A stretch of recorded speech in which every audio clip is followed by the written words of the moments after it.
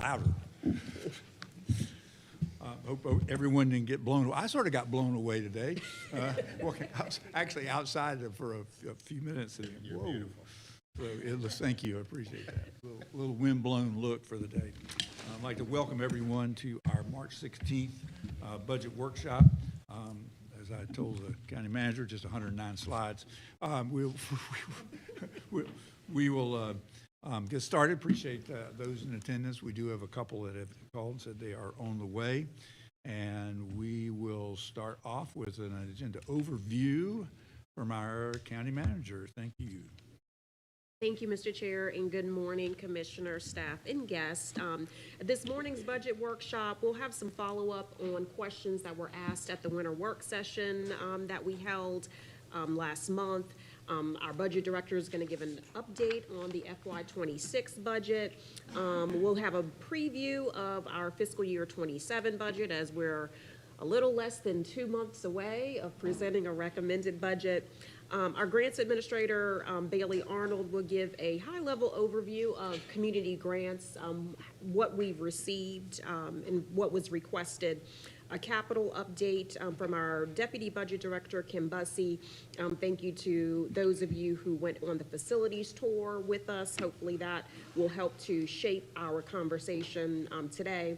And then our fleet update will be provided by Kim Bussey as well, and our Automotive Services Manager, Jonathan Markle.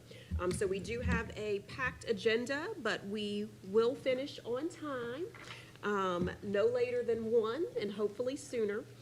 So with that, we'll have our, are you going to kick? Lee. Yeah, Lee Plunkett, our Deputy CFO, will kick us off on the winter work session follow-up.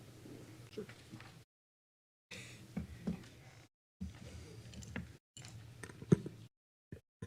Good morning. So one question that was from the winter work session that we're following up on was related to fund balance benchmarks in regard to how rating agencies look at it. And so we put together a historical look from fiscal 18 to fiscal 25. And we're particularly looking at Moody's because Moody's is where the issue really lies with regards to our fund balance ratio. And so the question was, has a county ever been above 35%? So if you'll see the row that's called Moody's Available Fund Balance Ratio, this is the actual calculation, which includes the general fund, as well as all other governmental funds. And so if you look historically, it's kind of flip-flopped from below 35% to above 35%. So with the projected rating just beneath that, how Moody's would say, is this a AA or a AAA rating based off the percentage? So going back to fiscal 18, you'll see a 29.2%, which would project out to be a AA rating. And if you look at fiscal 19, we exceeded the 35%, so that's a projected AAA rating. So you can see it kind of flip-flops back and forth all the way through until you get to fiscal 25, or fiscal 24 and 25, where you see AA. So it'll be the first year that we don't reach that 35% mark that Moody says is above, anything above 35% is AAA. And then to compare that to what our CFO has looked at, which is just the general fund only. So this is just a modification for us to say, hey, how big a part does the general fund play in this ratio, which is a very big part. And so you can see historically, we've just seen a decrease down to 26.9% in fiscal 25. And so I think that speaks to the recommendation now to really focus in the fund balance policy at around a 35% level for the general fund. So that gives you a little bit of historical view of where we're at related to Moody's. And then the next question was related to actual credit ratings for bond sales. So the question was, do any other organizations or any other units only get one credit rating for bond sales? And so talked with our financial advisor, First Tryon, and spoke to them and about their experience and what they've seen. And so one rating is possible with a bond sale, but it comes with some downside risk. And so some investors that are looking at our type of bonds If they don't see 2 ratings, then they just automatically eliminate themselves from the potential buyer list. So they won't even put in a bid for our bonds. So we lose some potential investors if we go down to 1 rating. If it's a small sale, the elimination of that 1 rating down to, or from 2 ratings down to 1, there's not a huge financial impact, again, if it's a small sale. However, I've asked, so any other like-size units, have they ever gone to market with 1 rating? And the answer was no. They have not ever seen that in their experience. And so most like-size counties will typically go to the market with at least 2 ratings. And so on the flip side, increasing ratings from 2 to 3, which we have historically done until last year, it doesn't necessarily expand the pool of potential investors. So when kind of all said and done, best practice is definitely 2 ratings for a county our size with the amount of bonds that we sell. Lee, could you talk just a second about sort of what the rate, I realize the market determines the rate, but what the rate differential is between a AAA and AA? As far as the financial impact? Yes. I don't think it's huge. I think it depends on the size of the deal, but according to our FA, I mean, the financial impact is not significant. They would have to look at the timing of the deal and the size of the deal, but it's real money that it would cost us, but I don't think it's in, I don't want to give you an exact number because I don't know. Depends on the sale. But Yeah, but it's not, we it's could not. obviously take a hypothetical Yeah. and just get sort of like what it is now. I can get you an example, say a $50 million sale, going I'd from. do a bigger one. Okay, I can definitely do a bigger one. Yeah, just, I mean, to give us a flavor, because conceivably coming up in 2028, in that range, we could easily have a bigger one. Sure. Even if it was a no tax increase bond issue for the schools. I'm just kind of curious what, to take a number like 350 million and see kind of what that differential is and see what that would project out for 20 years, looking at, the kind of the differences. Because that's an interesting piece of information.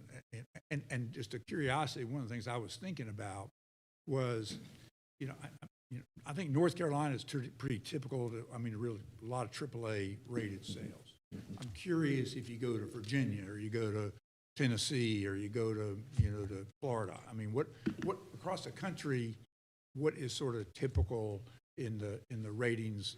Is the rating? I bet you in some states it'd be unusual to ever get a AAA. I agree with that assessment. From my understanding, North Carolina is by far one of the strongest states and has the most AAAs that go to the market, especially among local governments. So, but I can find out some more information on how other states look. That'd be helpful. Thank you. Yep. Any other questions?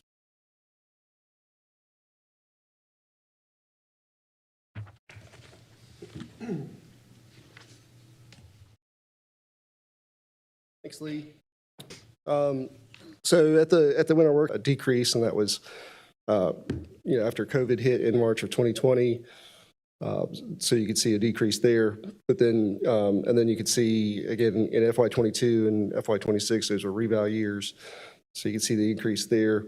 On the department driver side, if you look at really the top 5 departments that have really kind of driven the increase in the budget, you can see the school system increasing, from 125.8 to 180.5. One caveat there is, I would say is, Article 46, we began levying that in FY21, and so that goes straight to the supplements, and so it's essentially, it's not really a pass through, but that is earmarked 100% for the school system, and so that growth from in 21, I believe it was $11.5 million that we had budgeted, and to 26, we're at right around 20 million just in Article 46, and so that's a significant part of that growth. You can see the sheriff's budget growing from 51 million to 78.9. You can see debt service again growing from 68 up to 86, and then DSS 42 to 57, and emergency services from 18 to 27. So there are some notes there that kind of account for some of the reasons for the growth in those budgets and those departments. And what I'll say is, in your other handouts that you have, like the second handout is basically the department budget, every single department budget from FY19 to 26 and again, these are just the budgeted side of things. And then, looking at, what are the drivers of some of these, again, I've made the comment several times that, our budget it's very reliant on people. And so you can see the growth in full-time positions from FY19 to FY26. And you can see, again, emergency services, the sheriff and DSS have been the departments that have increased in positions the most. A lot of that is, with emergency services was, trying to increase the number of ambulances and fleet that we had out on the streets. There was also some growth in fire with emergency services. DSS, I would say the biggest one was really just recently with the Medicaid expansion a year or two ago. And again, you can see, and then the sheriff has grown as well. Other, related to to personal services, you can see the budget, the adopted budget for personal services. And so this would be, all of your salaries, all of your your salaries and benefits. And so you can see the growth in the budget there, an increase of almost $11 million. One of the things that, or a few of the things that I would point out there, again, is retirement, the retirement cost. You can see from in FY19, it was 7.75% for general employees. For 26, it was 14.35%, and from 8.5% for law enforcement to 16.1%. The other thing you can see is health insurance. The cost for just employee-only coverage to the county was $9,072 per employee per year.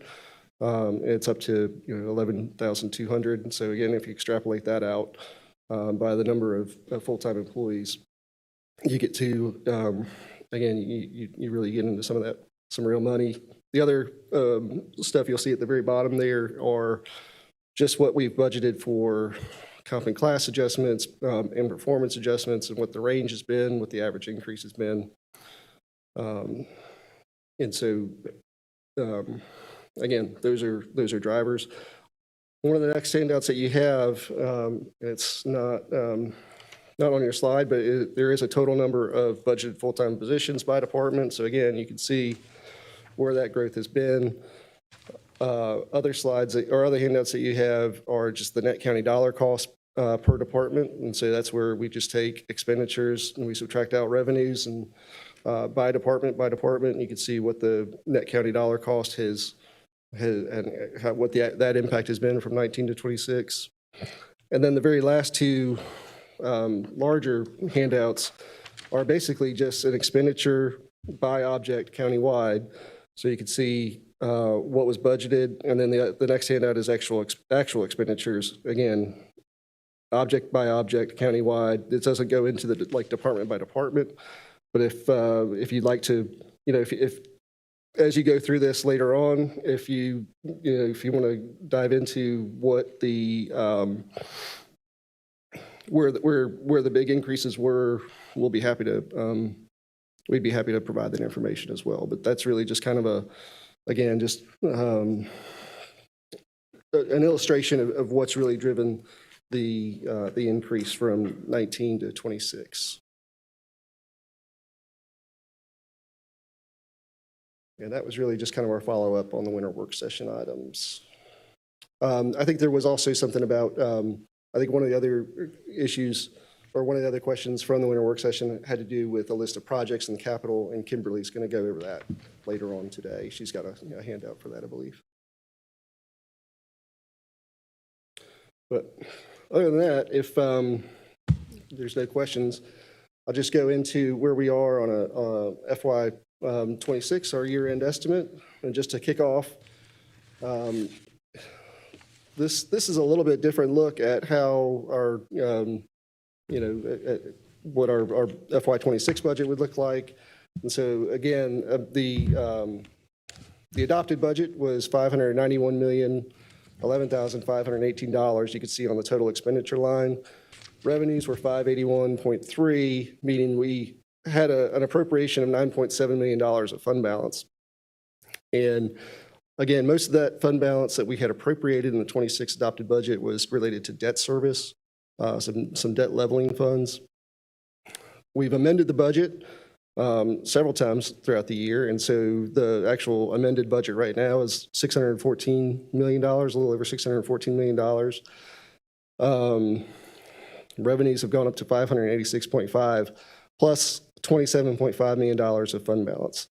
And so the fund balance appropriation has increased, and a lot of that was related to some fire tax revenue, fire tax fund balance that we had appropriated, and then there was also a little over $8 million of fund balance that we've appropriated in the '26 budget to help with the schools repayment to the state. As part of a shift of some of the debt things that we were doing as well. When you look at our FY '26 estimate, where we think we'll be at the end of the year, we believe expenditures will be around 580.3, and revenues will be 577.3. So that doesn't include any fund balance. But what that would result in is using almost $3 million of fund balance, so $2.9 million. And so you can see the variance there. Again, these are estimates, and we'll go through a little bit more on these next few slides on where, how we've come to these estimates right now, but that's a high-level overview look of where we are. So on the revenue side, again, we're estimating $577.3 million compared to the adopted budget of $591. As you know, property taxes are, the significant majority of what our revenue is. And so it's based on our tax collection rate of 99.26%, which is what we had collected in FY '25. And it's based on our TR1 valuation of $65.8 million, which again, that was higher than our May 1st estimate. So that was a positive. That was a positive impact on our property tax revenue. Sales tax estimate, we are estimating $109.5 million compared to a budget of $110.8. I believe later on in this presentation, I'll go through a little bit more in depth where we are on sales taxes and what's happened over the last month, really, because of the way it's collected. It actually happened in December, but the report that we really just received was a month ago, or it was this past month's sales tax revenue. So that's what's really impacting where we are. Again, on a high-level overview of revenue, you can see where we are on taxes. So we're a little bit below the budget on taxes, and that's really driven by sales taxes. The property tax collection would be, we anticipate will be higher. You can see we're kind of right there on licenses and permits. Intergovernmental revenue, again, is down. We are, that was down. It's been down like the last year or so. We are right-sizing that, and I think we're going to be at a good point for FY '27. And then you can see in charges for services, it's down compared to the adopted budget, but it's over the amended budget. The big driver there, of course, was going back to the schools and not charging, or taking the SROs and the school nurses, not charging the schools for that in the amended budget. So we amended that budget down, and so that's why the revenue is down compared to adopted, but it's right on track for the amended budget.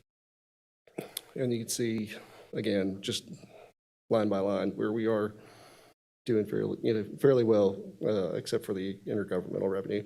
The one thing I'll say about the intergovernmental revenue is, with that being down, expenditures will be down as well. And so again, this slide shows you a property tax and sales tax and other tax line by line breakout. And so you can see again on the property tax side where we're doing well. Sales tax side, we are below budget, or we are below our projection is that we are going to be below budget. If you break that out, the different articles of sales tax that you have, you can see where Article 39 sales tax is falling below. Article 40 and 42 are close. Actually, 42 is over. Article 40 is just under. Article 46 is well above what we have budgeted, and so that's a good thing. It's always right to receive more revenue, but again, we will true that up though and send whatever comes in above the budget. So we budgeted $19.7 million. We're estimating that we'll receive $21.2 million. And so then next year we will send the schools the balance of that. So, we will send the schools, $1.5 million or so additional funds next year. And so it's a good thing, but it doesn't necessarily help the county bottom line because we will not keep that excess revenue. We will send that to the schools.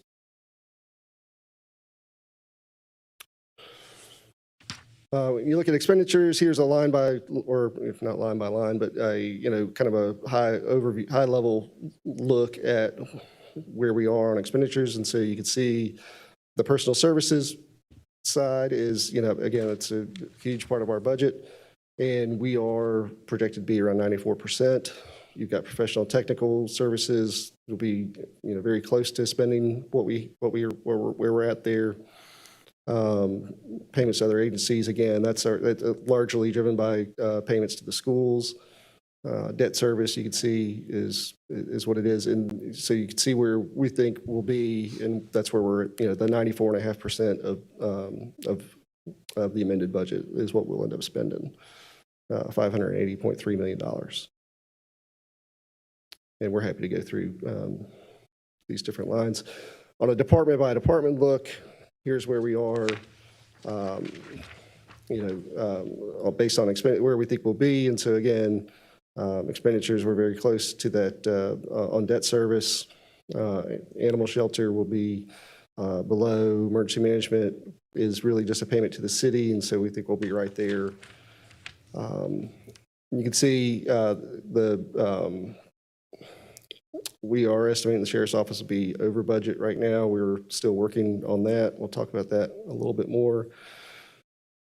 And so again, really what I would say here is you can see these just like department by department.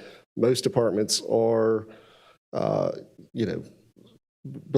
the, spending 100%, except for departments like debt and like the schools and Forsyth Tech. And our city county departments. Those departments we've got really kind of right at 100%. Community grants is right there at 100%. And that's how we get to there. Again, that's our estimate for FY26 and what we'll end up spending, the $580.3. So still under review. We are worried a little bit about our internal service fund with some challenges. We're meeting with our benefits consultant this Wednesday. And so we'll hopefully, hopefully have a little bit more clearer direction and a little bit better update for you in April. There are some budgetary pressures, again, in the sheriff's office with overtime and inmate medical costs and the food service cost. And so that's kind of what I would say there, unless, yeah. Could Yep. you talk a little bit about the overtime? Sure. So this year we increased the overtime budget for a lot of departments, including the sheriff's office. We increased it for emergency services. We actually budgeted overtime in some departments that we have never actually budgeted overtime. And the sheriff's office has, they are, if they haven't gone over the overtime, like the actual allotted overtime for the year, they're close to it, I believe, and we're definitely projecting that they'll be over. It is, it's kind of spread across the department, but the jail is certainly is certainly a big part of it, as well as patrol. I don't know. Yeah, I mean, what I will say is they are over on their overtime budget. I have had conversations with the sheriff about it, as well as his business manager, Stephen Yance. Our team is working with them to see if there are ways in which we can try to minimize the budgetary impact by the end of the year.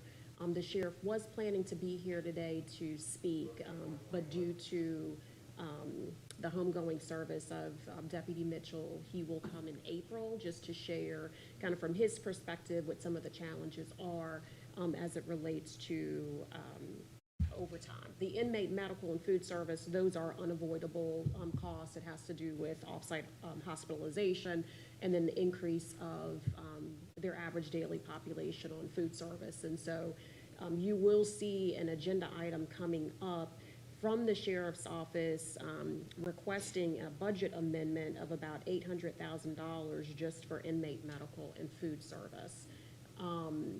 And so we do have some ideas and ways in which it can be absorbed within the budget, but certainly that is something we need to work with the sheriff's office on, as well as overtime.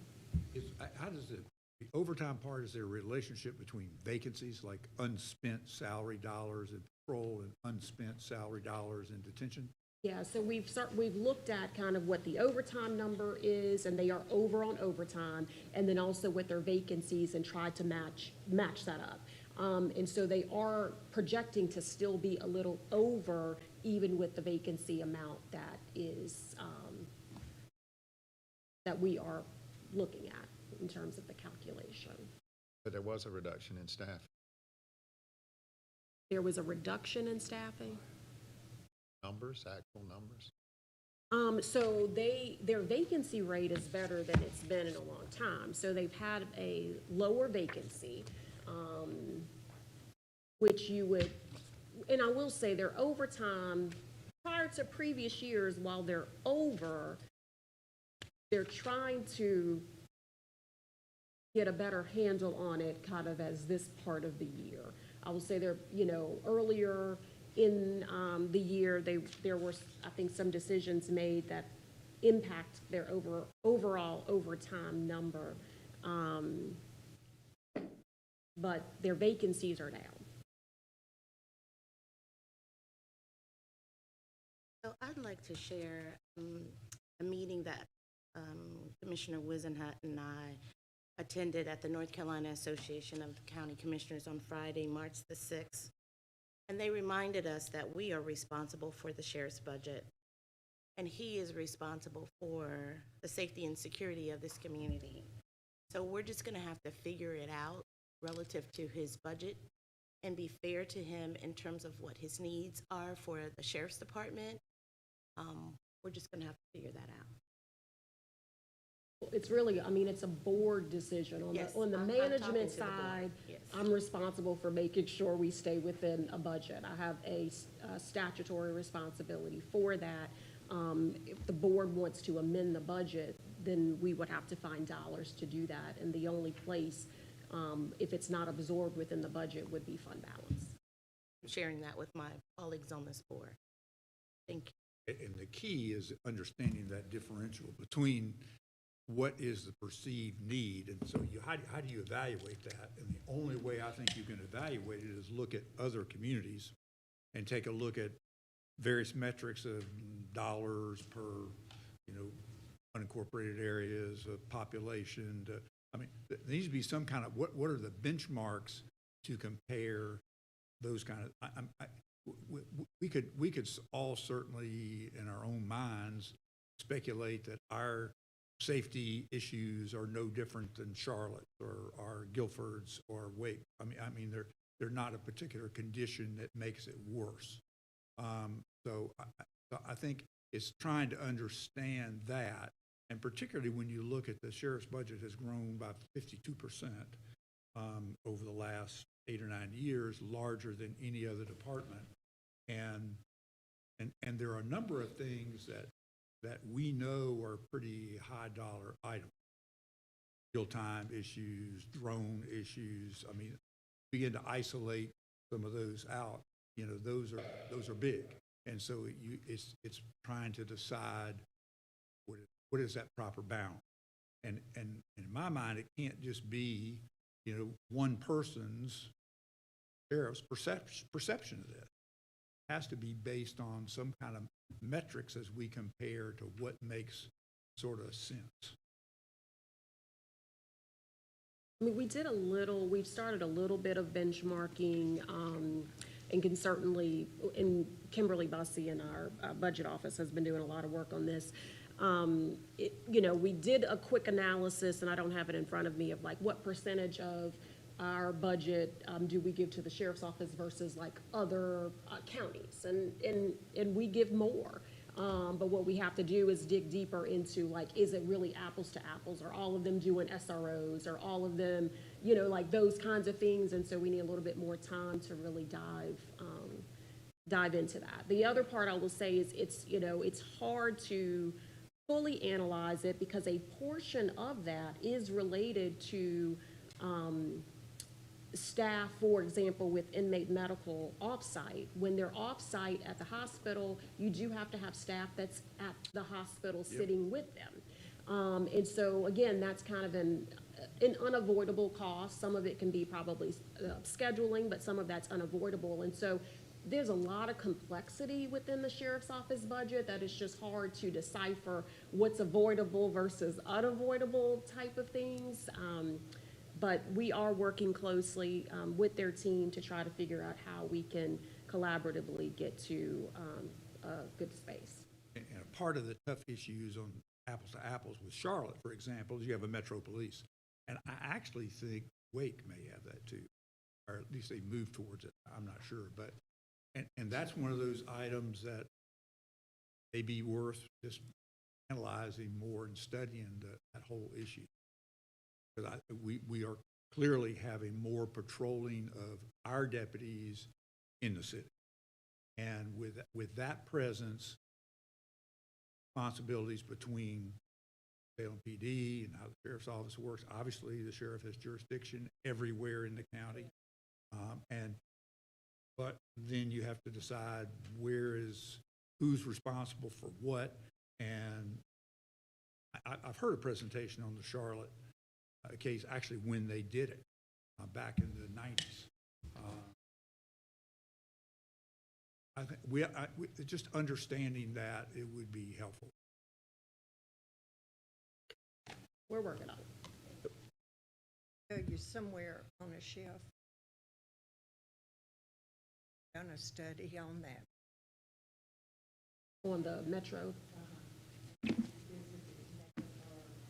So if you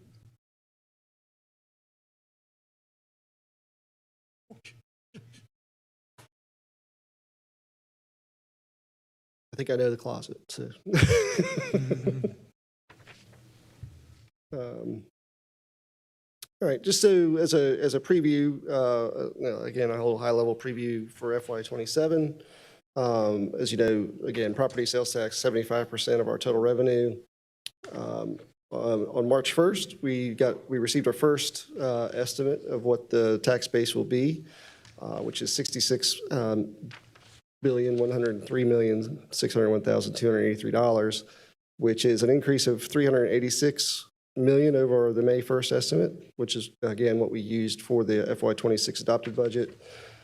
This is an increase of 0.59%, which would essentially equate to $1,843,706 of additional revenue for FY27 based on the current tax rate. And so I have Amanda come up and just talk a little bit about what makes up our property tax value quickly, and see if you have any additional questions on the property tax side.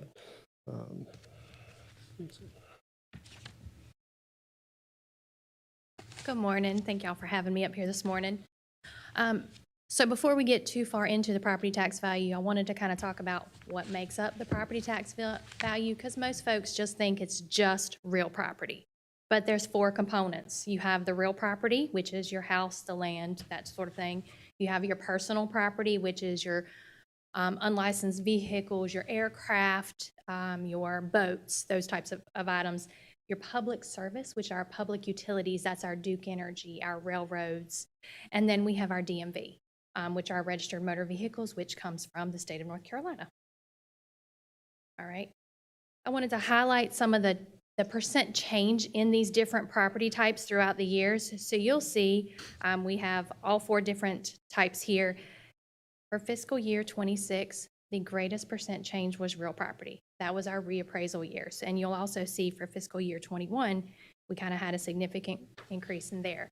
And the reason I wanted to highlight this is, even though you may see a significant increase in a personal property value, when you reference the previous slide, because personal property is such a small portion of our overall value, a giant increase was only a small dent in our overall taxable value. Okay. Now, tax valuation estimates. My apologies, was this your I think slide? This one might have been mine. This was really just to show, so in May of 2019, which was our FY20 budget number, it was 37.2 billion.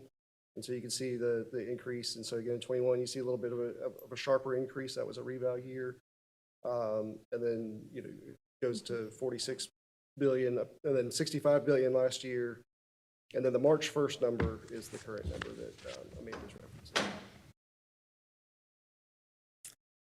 And here I wanted to highlight the difference between our March 1st estimates and our TR1. So the TR1 is the official value that we reported to the state of North Carolina that we taxed for the prior fiscal year.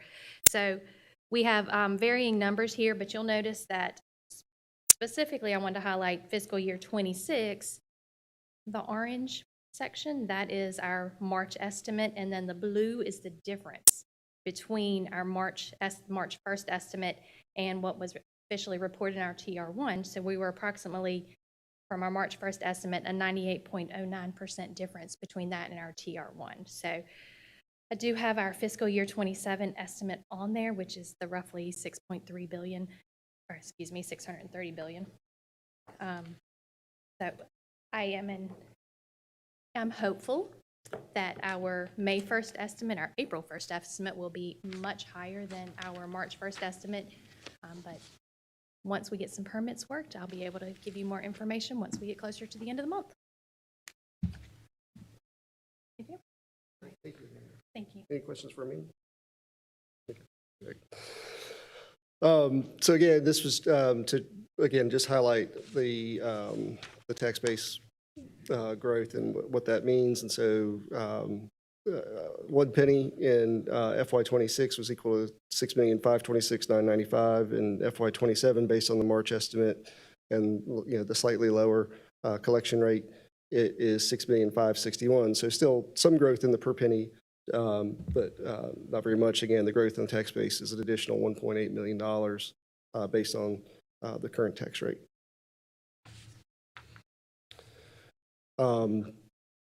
In terms of sales taxes, for the first 5 months, sales tax revenue had slightly exceeded monthly benchmarks. And you can see here, budget versus year-to-date actual through November, we were essentially almost $2 million to the good if you look at our actuals compared to where we thought we would be, our benchmark budget amounts through November, which is why at the winter work session, I think you may remember I said we were cautiously optimistic that we were going to meet our sales tax budget. At the same time, we thought refunds were very low, and so we knew that there would be a correction. the March sales tax report, which is for December sales, it was disappointing, and I say that just based on what it looked like before, when I'll get there. This basically looks at, so through November, we were $2 million to the good, you can see.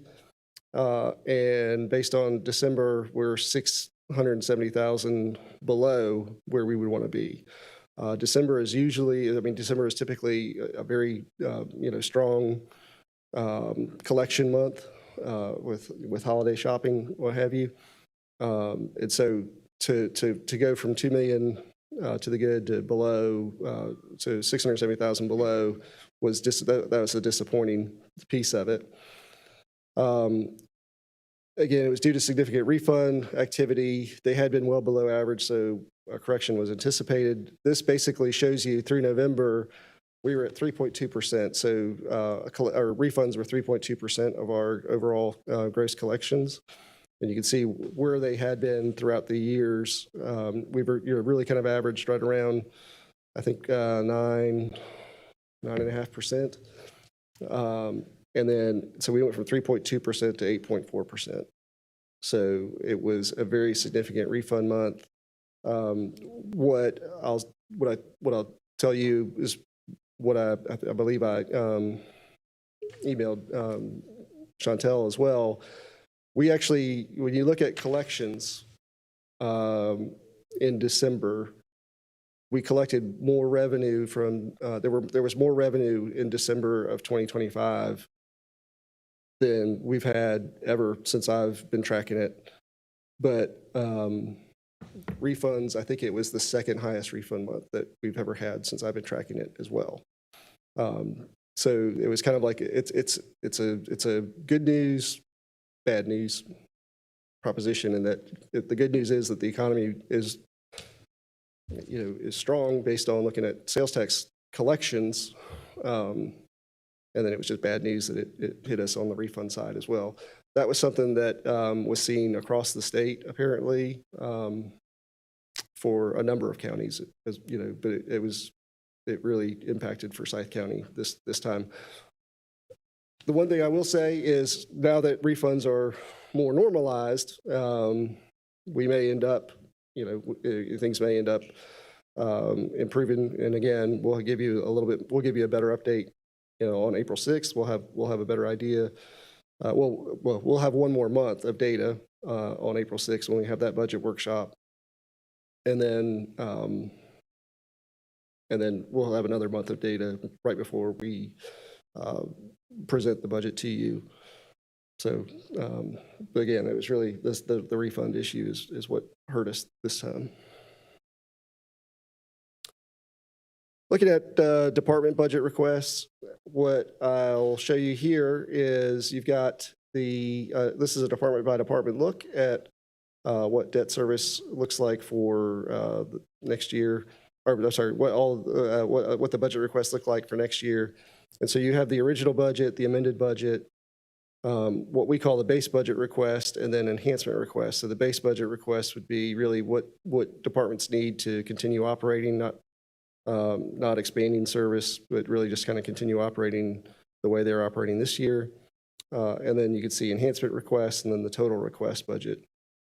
And so as you go through these departments by departments, well, we'll make a note that Forsyth Tech and Winston-Salem Forsyth County Schools, we've not received their request as of yet. I know we will get Forsyth Tech's budget request, I think on Friday is what I remember hearing. And then the school system is basically based on the formula that we have minus the SROs and the public health nurses and the debt repayment assistance that we did. That's really what that number is. Wow. Yes. A quick question. Yes. In your base budget request for FY27, do you actually include a number for proposed like salary increase and/or, I mean, could there be staffing? Obviously, there could be a staffing increase request, but are you incorporating an anticipated increase in salaries into that base budget? And if you are, Yes. what number do you use? The base budget currently has what we've got budgeted this year, which is the 1 to 6% merit increase. And so that's obviously that's a place that, that's something that could be adjusted, but it does include a 1 to 6% merit increase, which is what has been included in the budget the last couple of years. I did notice that, I think on another chart, it's about, this year, the average is about 4.3 or 4.4%, and which is the highest it has been in a while, by the way. And the other piece of that is, would it make more sense not to use that number in terms of using the 6%?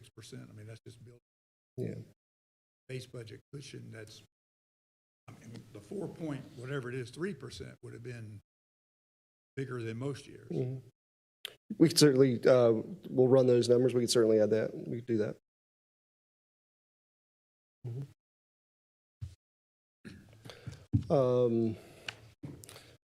So all told, the base budget request, is 593 million. So not much of an increase over the FY26 adopted budget.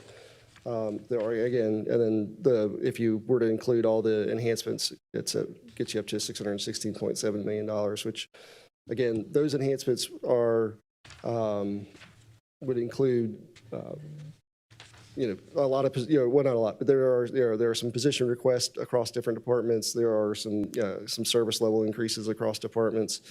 And we'll go over those in greater detail, I believe, in April when we hand out an enhancement budget request form for you, or budget description. We are currently holding the meetings with departments to review these requests and preliminary recommendations. The goal is to be done by the end of March. I think we do have 1 or 2 meetings that first week of April, just based on some time crunches that we've had. At the April 6th workshop, we will provide another update on our year-end estimates, and if we can, we'll provide a little bit more information as well on some of those requests. But that's where we are right now for FY27. That's really kind of a high-level, quick look at things. Any questions before we move on? I guess I'll have Bailey, if we have Bailey come up and we could talk about community grants, just a quick update on where we are here.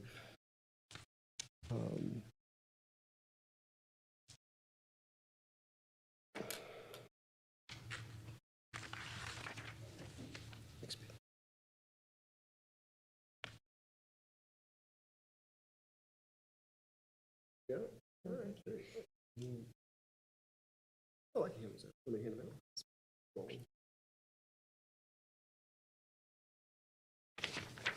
Good morning, everyone.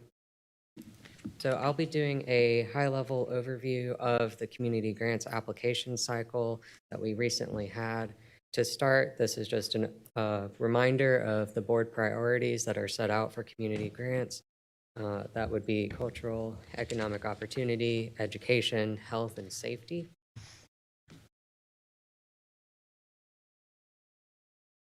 Our timeline so far is moving along. On October 7th in 2025, we had our community grants application orientation to prepare applicants for submitting their application. And the open application period was from October 13th through the end of November. So it was about a week and a half longer than the previous year. Just trying out some different things, seeing how the community interacts with us. And through December through March, we had our staff reviewers work through the applications. I appreciate all of their effort to go through all of those. It was a lot. They made some really good comments, and they did a very good job with that. We are now preparing those reviews to make a more finalized recommendation for everyone for you to review. And we're just working on narrowing those down. On May 18th, we'll have the budget public hearing, and I'll be inviting all of the applicants to come and speak on their organization and their proposals' behalf. And then we'll have the budget adoption process after that. And then the term of service being our FY27 fiscal year. So we did enhance the communications this year. I sent emails to all of our prior year applicants for community grants and ARPA, but I also included the opioid settlement fund and behavioral health MOE funding program recipients as well. So we had a few more emails go out just to reach more of the community. Same as the previous year, we had County News highlight word of mouth between organizations, and then our community grants webpage was updated with the new information for this application cycle. And I also collaborated with the communications department and provided 2 radio appearances and 2 TV appearances. The funds, if deemed available, will remain the same as this fiscal year, and that is $1,816,812. Just mention that the list that we're looking at is about, is it $10 million? Yes, I'm working towards that, yep. That's why I said that we're narrowing down what the recommendations are.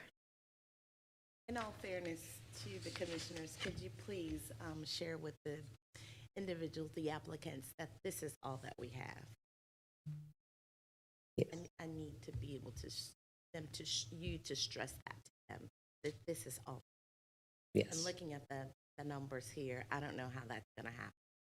No, I understand. I do communicate with them very transparently, so. Over and Yes, yes. I mean, last year we had 7.7 million of requests and you all got it down to 1.8. So, yeah, but you know, I will just be transparent. I don't often say that Commissioner Wizenhut is always right. But I do agree that these community grants have become very political. And because of that, we want to support community grants. But I don't want to have to work hard to sit in this seat every year, every 4 years. Leave it at that. Thank you.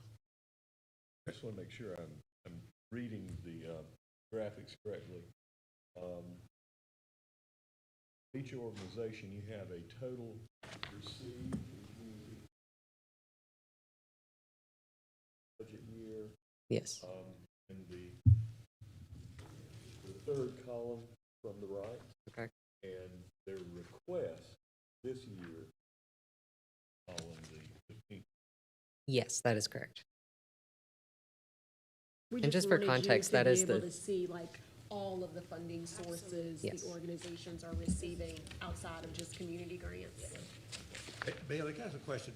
There was an article in the Winston-Salem Journal this weekend, on Saturday, I think, that actually talked about the city grant project. And I don't know much difference about it, but their total requests were only $4.5 million.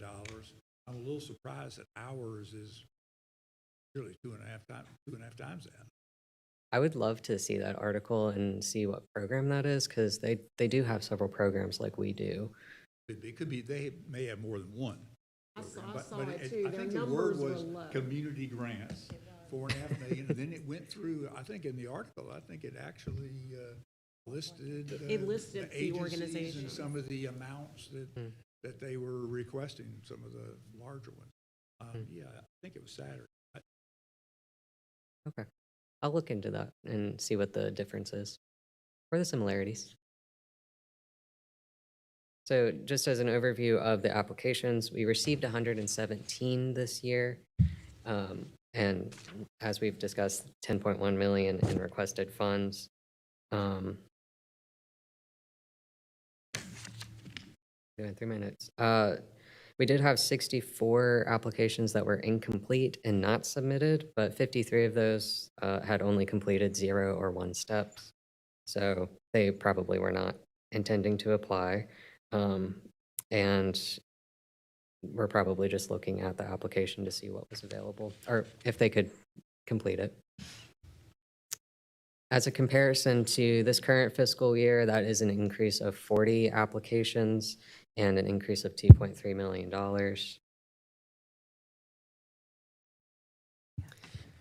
Of the 32 organizations that were awarded this year, who originally requested $2.8 million, we had 29 of them apply this year with a small increase to $3.3 million. So we had a difference of 3, and those 3 were, from what I understand, going through some changes with their organization and probably didn't find it feasible to apply this year again. And we had 26 applicants that did not apply in FY26. They may have applied in previous years or applied to one of our other programs like opioid settlement or MOE. And cumulatively, they requested about $2 million. So we have here applications by board priority, and your list, the first page of your list does have that separated out with all of the organizations. So that's about all that I had. Do you have any questions? I do have a couple in regards to, I don't know if I'm. That's just to pick up online. Okay, It's so not I don't really. need to, okay, great. So the first one is about the board priorities, the cultural one. I thought that we had created a different type of definition. It seems to be very ambiguous in my mind to create a community that enhances the quality of life for everyone. I thought that we put a different kind of definition such that it speaks to the multicultural component of Forsyth County. And this seems to be the one that we changed it from. Yeah, the draft one. I think you're right. I think the wording just wasn't updated with the PowerPoint this year, but the policy should have Okay. the revised one. Probably, we used slides from last year and probably just did not update Okay. it. So good catch. Sorry Thank about you. that. Yeah. And then the second one is to the county manager. I know that we went to a community collaborative, a community event where there were several community organizations talking about coming together to put forth an ask that is very in sync with our priorities and also from a collective mindset of the community so that we don't have 117, maybe it's more like 25, because they decided to come together to have a joint effort kind of ask. Have you had any updates or contact further with them? So that's I think it's the Thrive or Thrive Together initiative. Denise has been attending those meetings. We've not received any formal requests kind of since that follow-up. I think that committee is still in progress, but if Denise, if you want to give an update on that. Yeah, that's factual, and there's cultivation, and reducing redundancy where we don't actually need redundancy. They have for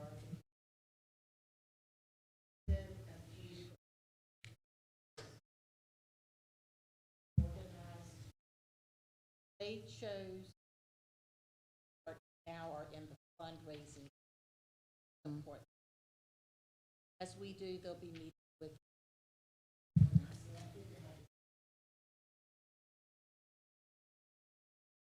gather. It seemed like some of the ones that I saw on here were a part of that group where we met, I think, over at Forsyth Tech, and I was wondering that if they are all in the mindset of we're going to sort of come together and ask, then we wouldn't see them on their list and then our list. They're fundraising to support agencies now. Dollars are not Okay. Yeah, because they did an RFP process and they actually have no money. So I think they're trying to figure out what the initiative looks like, what's the next steps. I don't think they're there yet. Maybe next year it'll be a little bit more solidified on what that looks like, which is why I think we're seeing the applications, because they don't actually have the funds to fund it. But they certainly could have submitted like an application to us to say, hey, this is kind of what we want to do, but we have not received that. But I think they're figuring out what the initiative is, I think, in the early stages. I have a question for my colleagues on the board relative to the community grants and our standards. So we asked staff to prepare a structure in terms of bringing back the community grant awardees or possible awardees. And then when we get into our budget discussions, at times we throw that all out in the, the baby in the bathwater kind of syndrome. And I don't want to do that this year. I want us to respect the work that the staff has provided and utilize that in terms of how we move forward with this budget. If you have any questions or if we want to have some discussions around what we are going to do this year relative to what we've done in the past. And I will hold myself accountable because I know that I have done that in the past, but I don't particularly plan on doing it this year. If you're asking, is that whatever the staff says that, as the recommendations, that I'm going to support it, I'm not going to guarantee that. I think the question is look, I can remember a specific grant last year that did not rank highly at all. And I know that several, including yourself, visited the site, looked at the thing, heard the project, heard what the proposal was. And I think there was sincere, across the board, reconsideration and a strong, majority that was a worthy grant and fit exactly what our community grant purpose was about. It was a new project, not an old one, and I think I thought it was very good. In fact, I actually saw the person that I hadn't seen him in 6 or 8 months that actually proposed that, and they're making good progress, and they're going to be inviting us to a sort of the groundbreaking, not groundbreaking, but actually the completion of their project. So, I mean, I'm sure Bailey and the staff would agree is that it's not a perfect process, and particularly to know, I mean, they're not able to have an interview with everybody, and so I think they do a great job screening, and we did adopt most of their proposals. But I can just think of that one where a lot of people visited, and I don't think it depends on what we know and that's what we're elected to do. Well, you're getting the information now to review. Yes. Well, I think now is the time that you could be having conversations with staff and meeting with some of these individuals if something pops out at you. But I don't want to spend a lot of time on community grants. We have our schools and the sheriff's budget up before us, and I want to spend more time there than on this. And that's what I'm asking consideration of.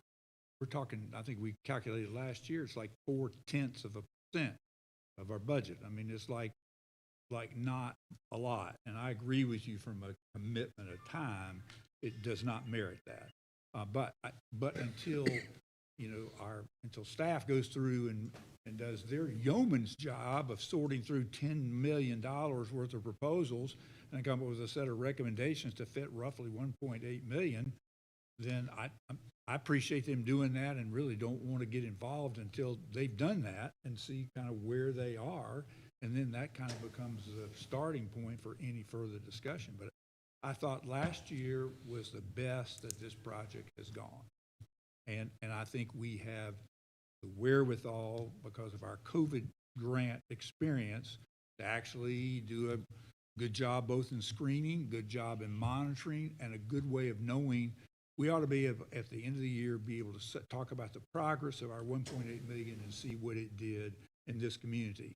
And then that hopefully the proof is in the pudding there. I mean, hopefully it's there and it did well. And so I really appreciate the work that the group does, and I think we have resourced it by keeping the staff, basically, the staffing that we had in place during COVID, which is a good thing. And there have been COVID ending projects, and it almost establishes I think we need to, just from our the legislative trip, the federal dollars, state dollars, we can pursue more grant kind of issues that have nothing to do with community grants, but we have some capacity, I think, to do that, and probably need somebody to coordinate part of the outside grants. But I think we could probably be benefiting more from some federal dollars. That's just taking grants to a different level, and this infrastructure helps it.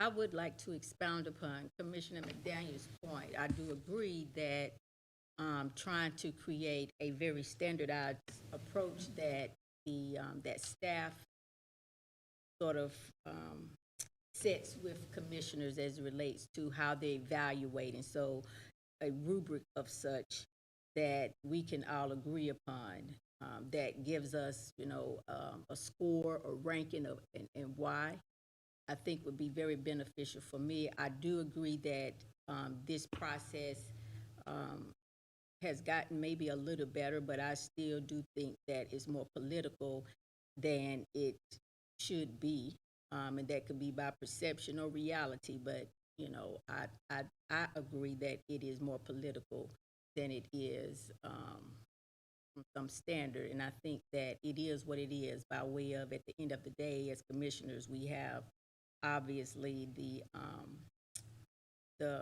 majority rules, if you will. So I would like to definitely talk to staff about what does the rubric look like by which we score each of the grantees. Yeah, I mean, we could definitely provide that when we provide our recommendations. We'll give a brief summary. I mean, high level, a large part is about financial management. So even the one that you alluded to, the reason staff didn't recommend it is because there were concerns about financial management on ARPA. And so, I mean, those are things that, on our end, that's just what we're going to put, but we certainly respect whatever the commissioners want. It is also very challenging when you have $7 million or $10 million worth of requests. Even if we're saying, here's our recommendation, it doesn't mean that those we did not recommend aren't worthy of funds. And so we're also trying to balance like the funds that are available versus what the requests are. And then are some for us on staff where it's just on our end a clear no, because of various factors that we either have seen in the application, compliance concerns, or experience working with departments. I mean, or they put in their application, they want to do something with, I'll give an example, like social services, and social services is saying, we don't need that. So, I mean, there's various things like that, and we're happy to share. But we are also very okay if the board decides they want to do something different. I mean, that is certainly your prerogative, but we will do our due diligence and share with you kind of where we landed and why. Can we see the components of the rubric before you make the recommendation so that we can? Yes. See what it looks like. But I will say it's not, it is not clearly black and white, I will say. It's I mean, almost like an interview. It's a little subjectivity to it. But the first cut is all objective. It's, do you have your 990s? Do you have an audit if you're required to have an audit? Do you have, your tax statements, like those kinds of things? So that's the first cut. And we can show like these organizations did not meet the compliance requirements. So for us, those were an automatic no, and we didn't even review the applications. Yes. So we've got kind of what that list looks like, and then where we are in recommendations. Just so you know, we are not completely done with our recommendations. because where we are with our recommendations is way over $1.8 million. So now we're going through like our second cut of where do we land? So this is everyone regardless of compliance or not? That is correct. That is everyone that has requested funds. And when we're ready to make recommendations, we'll give you the outline of compliance, non-compliance. I know there's other questions. I'm gonna jump in real quick. Is community grants gonna be a part of your manager's recommendation this year? Because I know that we had some. That based on our last conversation, meeting about community grants, I am putting it in my $1.8 million in my manager's recommended budget. You're gonna have to direct me to take it out. Last year, you directed me to put it back in. This year, you're gonna have to direct me to take it out. So we are factoring it 1.8 million in the budget. And as far as Bailey's position, is this the only job that you have with the county? It is not. So how much time do you commit to the community grants in your So, position? I would say that a majority of my time, over 50%, is spent on community grants because I am doing all of the review for the draw requests. I've been putting together the applications for the reviewers. I communicate with them. I'm first line of communication if they have any issues. So I do spend a substantial amount of time on this. Afterwards, are you compliance as well? Yes. Okay. And this is the first year that we really are doing real monitoring and follow-up and reporting. And so, yeah, Bailey and Kimberly Price Shore is working on that. And so we'll be able to show, as part of the recommended budget, at least from July through whatever the present is at that time, kind of what that looks like. Whereas in previous years, we really didn't have a strong reporting component on community grants. Bailey, if I could make a recommendation, it's my time's up. Well, I hope it's not a warning. Okay, we gotta go to the basement. Let's go. Gotta take the stairs.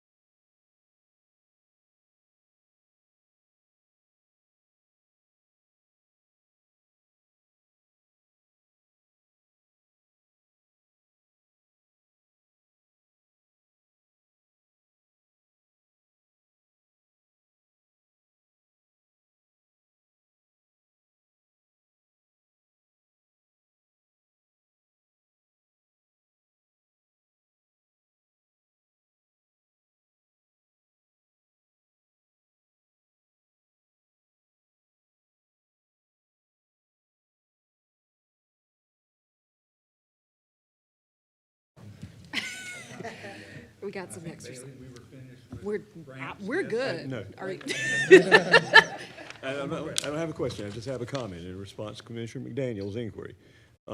It's my position that we asked the staff to do a review and to make recommendations of a particular dollar amount,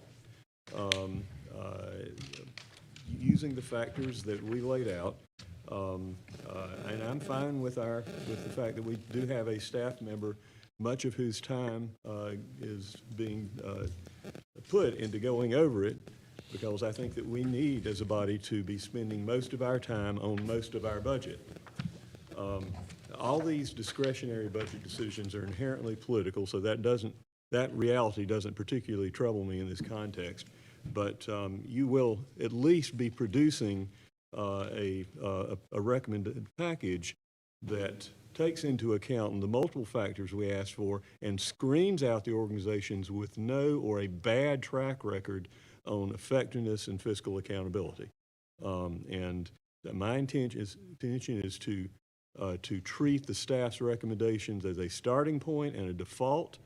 And if I see what I view as severe cuts to existing community services incorporated, I reserve the right to make specific recommendations for changes. That's how I'm planning to treat it. And I appreciate y'all, the work that you're putting into doing that review. Could I ask one thing of Bailey? Might not be important for the rest of it, but when he makes this recommendation, is he in there? Right here. Hey, Bailey, would you tell us which, what the city grants? Could you, if the Yes. city is giving a grant and you've recommended the same thing, could you let us know that? Yes, and I did look up that RFP that Chairman Martin brought up, and it is several funding sources. So part of it is city general fund, and then there's a collection of intergovernmental funds for like community development block grant, HOPWA, Rapid Unsheltered Survivors Housing, ESG, Home Investment Partnership. It's several programs wrapped up in that. So it's actually even more surprising that their request is much lower than ours. Yeah, so how will you be able to answer Commissioner Wizenhut's question without having their budget, or are you going to use information from another funding year or currently, because they're on the same approval process as we are, right? I can take a look at the current funding, and I can look at if they do something similar to us, I can see what their recommendations are. We can put together a list. And while I have the floor still, one of my recommendations or suggestions was that Ed provide some kind of video of the community grant funders that we've approved in the past, and show us a little bit, show us and the community in terms of what that has looked like and how successful it has been. I think that people need to be able to visually see that work. Yeah, absolutely. We can work on that. We're also putting together a mid-year performance report for community grants, and we should have that to you pretty soon. Yeah, and I say that because it's important for us to discuss it, but people really don't know. Yeah. It was one of the people that we funded, the Veterans Whole Man's Ministries was phenomenal, and we did like a little infomercial on them, but I would love to see other organizations be presented as well. We can definitely do that. We did some videos for those that were awarded ARPA. Yeah, and we can start trying to do some of that for community grants as well. Perfect, thank you. I will say lastly, I'm like, Lord, one more thing. I think a lot of the applicants that meet the basic standards and then go forward have mentioned that it seems like the same old group always get those dollars. I think that there needs to be also information regarding the ones that's being recommended, but they've gotten grants how many times before. I think that it's becoming apparently clear that some groups get it over and over and over again, where other ones that at least meet minimum standards have never received any of the grants. And it looks like instead of it being a community grant where we helped, but now we're funding because it's year after year after year. And I do understand that some of the organizations, you know, they're doing absolutely good work, but I think it sends a false sense of security when they get it year after year after year, and then they don't one year and they're getting mad because, well, I thought you all were funding me, but it's not like that. So I think we need to be explicitly clear about what community grants are for. It's not to fund organizations in perpetuity. Yeah, I mean, when I said the board in the adopted policy has stated that it is not, you know, guarantees, not recurring. We put that in the agreements. But certainly there are some organizations that year after year have received it. I think that's why one of the questions I had asked the board was, do you want to carve out organizations? And the majority said no. And so we are continuing to require individuals to apply. And again, when staff is reviewing it, we're reviewing everybody equally. And there are times where, yes, they're still included, and then sometimes maybe they weren't included. And so, but then, even though we say not to rely on these funds, there are organizations that are relying on it, which is why on the staff side, we've asked, do we call it what it is? Do you want them part of our budget all the time or not? So, but what we have done this year is a review of everybody equally, and we'll provide recommendations in that way. Maybe for me, maybe during one of our Monday discussions, we could just have a snippet in terms of, for us, what that process actually looked like, the application, what the Zoom meetings entailed. What I'm trying to gather from that information is that I know that I want these dollars touching constituents. I don't want a CEO getting salaries, buildings, those type of things. I need this. We hear so many complaints about the community and the state it is in. So if we're providing the grants to these organizations, my expectation is that that organization is moving the needle for my community, especially in District A. So that's what I'm looking for.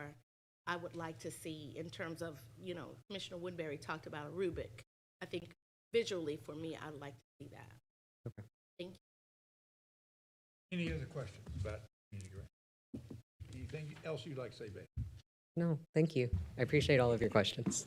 Bless your heart. And just for the record, for Bailey's purposes, Bailey does not provide recommendations. Bailey is the administrator, the neutral party that's helping to facilitate monitoring, reporting, all of that, but Bailey does not make recommendations. I don't want organizations calling him saying why you did or did not recommend me.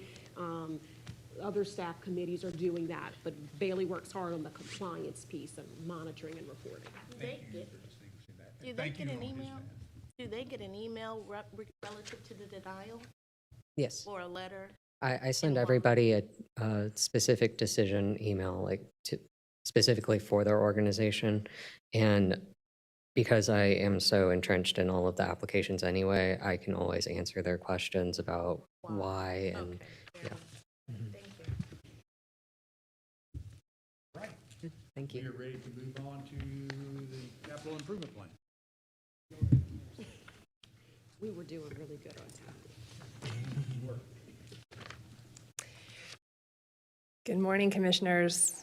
Very far from you up here. So we're going to talk today about our capital improvement plan to give an update.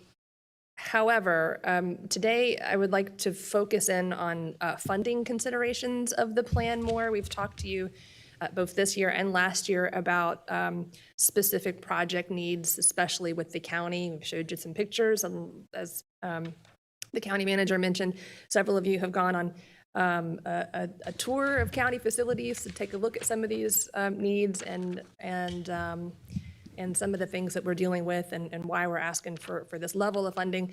I will say that, but you know, today we'd like to kind of take a look at our current funding mechanism, what we have done in the past historically, and to see what that means, what the funding gaps are in reference to these, this new list of capital requests, and then have a discussion and evaluate a potential strategy for funding the 6-year CIP. So in front of you, I did add a project list.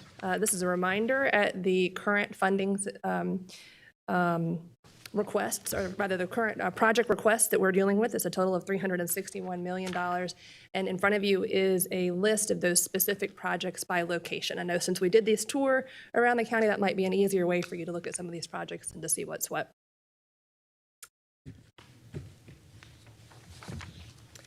So as we're going to zoom in for a moment on Forsyth Tech, or well, on education projects in general, Forsyth Tech has submitted their project requests. I mentioned to you the last time that I saw you. But for this purpose, we are assuming that our status quo funding, our current funding mechanism, does have a $2.3 million available every 2 years, and that'll be starting in 2028. And that's in 2/3 bonds. That's how we've typically funded Forsyth County along with our general obligation referendum. Winston-Salem Forsyth County Schools has submitted preliminary requests as of Friday the 5th, I believe it was. That project list is very thorough. It does need some additional evaluation. They've included projects for new construction as well as for remodels, so I think maybe some work to make sure we don't have any duplication of efforts, and perhaps some more work on their strategies for that remodel versus new construction, and possibly with the conversation about enrollment numbers too. So maybe a little more work on their project list. So for this status quo funding, the purposes of our analysis today, we're looking at what we have historically done, which has given $1.735 million in cash annually to the schools for their maintenance needs, and $8.5 million every 2 years in 2/3 bonds. Along with, we have talked about this bridge until the referendum of $20.4 million of additional capacity of 2/3 dollars. That's sort of the funding level that we have assumed would be our status quo funding. So if we take a look at that status quo funding, that would result in $217 million over 6 years. It does include a geo-referendum bond voting in 2029, funds available in 2030. That is a level of $308 million. That's, again, status quo funding level, assumes we can have that referendum level without a tax increase. Let me And so, ask a question about that. yes, sir. I assume the GEO bond referendum would be in 2028 versus 29. Because that's the presidential election year, and we typically, I think this board has typically done bond issues on the presidential election. I'm looking at our deputy CFO. Both correct. So it'd be November of 2028, which is in fiscal year 29. And so when she's looking at it, she's looking at a fiscal year calendar date. And we'd sell in the spring, which would be funds would be available in fiscal year 30 effectively to start using.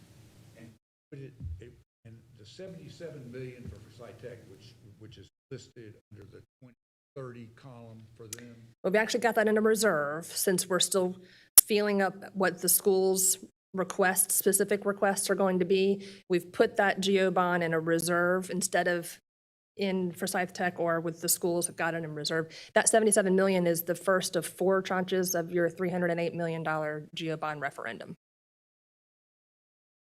Got it. Thought I saw somewhere that was listed. We started trying to allocate, but again, dealing with some uncertainties around the school specific projects, that the specific projects and uses can still be reallocated. Let's put it that way. Okay, I got it. I got it. I hear you. Okay. Yeah. So big picture, total status quo funding, kind of what we had assumed at historic levels would be this $217 million in funding for our education capital projects. Status quo funding for county capital projects, we're looking at about $31 million. So historically, this has been our 2/3. We have $4 million every 2 years. We have historically done $2 million for the county and $2 million for parks. So that equates to, for the parks, $1 million a year, for the county, $1 million a year in our maintenance dollars. You'll also see some airport cash and some outside grant funding that we are assuming in this plan. And the outside grant funding, there is a grant for the sewer water line, and then a lot of that other grant money is for the airport as well. So if you just look at our GO 2/3 bonds, which has been our historic funding without PAYGO, it's really about $12 million for 6 years is what we're expecting to see. So if you put all that together, our status quo funding for all capital projects is $248 million. So that just shows you a breakdown of those funding sources.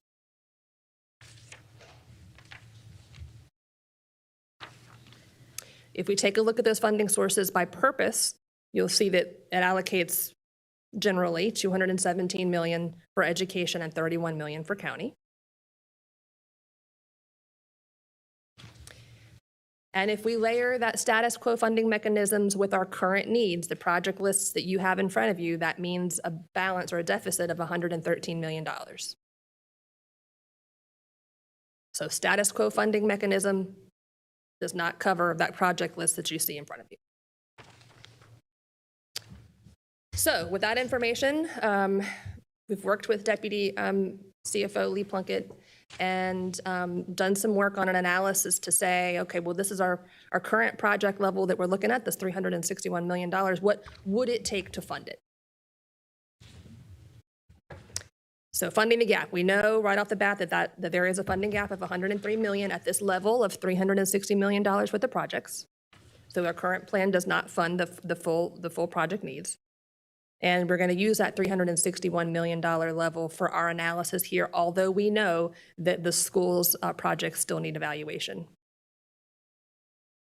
And this analysis identifies projects' appropriate funding sources and identifies the cost to the general fund budget.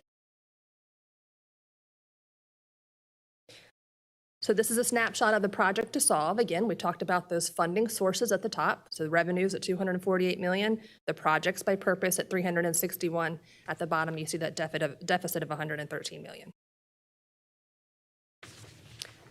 So along with finding the mechanism to fund it, we want to talk about what the impact is on the general fund. And if we're looking at that status quo funding mechanism, we want to show you what the true impact is, just that status quo on the general fund. So we've put together a general CIP rate that includes all of those debt leveling plans that you'll see in blue, plus everything else. We mentioned those 2/3 bonds and some cash, and put it at a per penny rate. The red that you see there is everything that's not covered by those debt leveling plans. And this measures the actual impact on the county's property tax rate. So right now, that current status quo funding mechanism is at a per penny equivalent of 11.65 cents. Go back one slide. That's where that 77, 50, 100, You're right. And so we allocated some of that money to Forsyth Tech projects because we had them, right? We had their specific project requests already. We didn't have the schools. So if you look at maybe the total on the sides, we can still kind of reallocate which of those sources go to which projects. But that gives you an idea of sort of what that looks like given the specific project requests that we currently have, or that we had at the time of this analysis.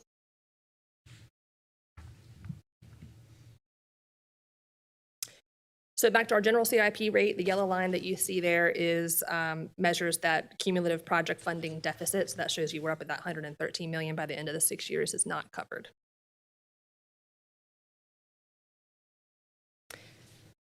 So we're looking at our needs. We've got our current funding mechanisms. We say we're looking at the cost of the general fund, and then we say, well, what tools do we have in our toolbox in order to again, analysis to see what would it take to fund at this $361 million level.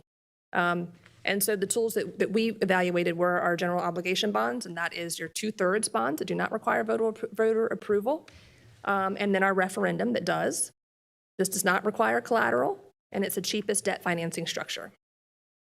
We also looked at limited obligation bonds, our installment financing agreement.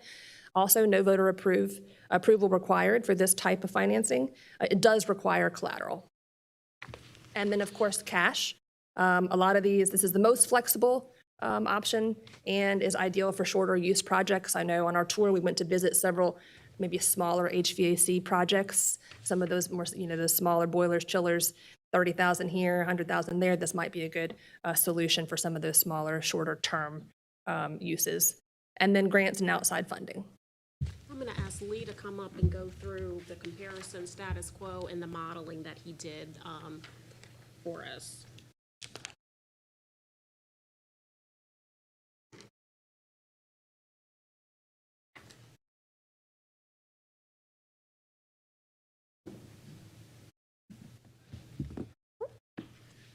So as this slide shows, this is just showing, top chart is showing, okay, what was the revenue sourcing in the status quo model.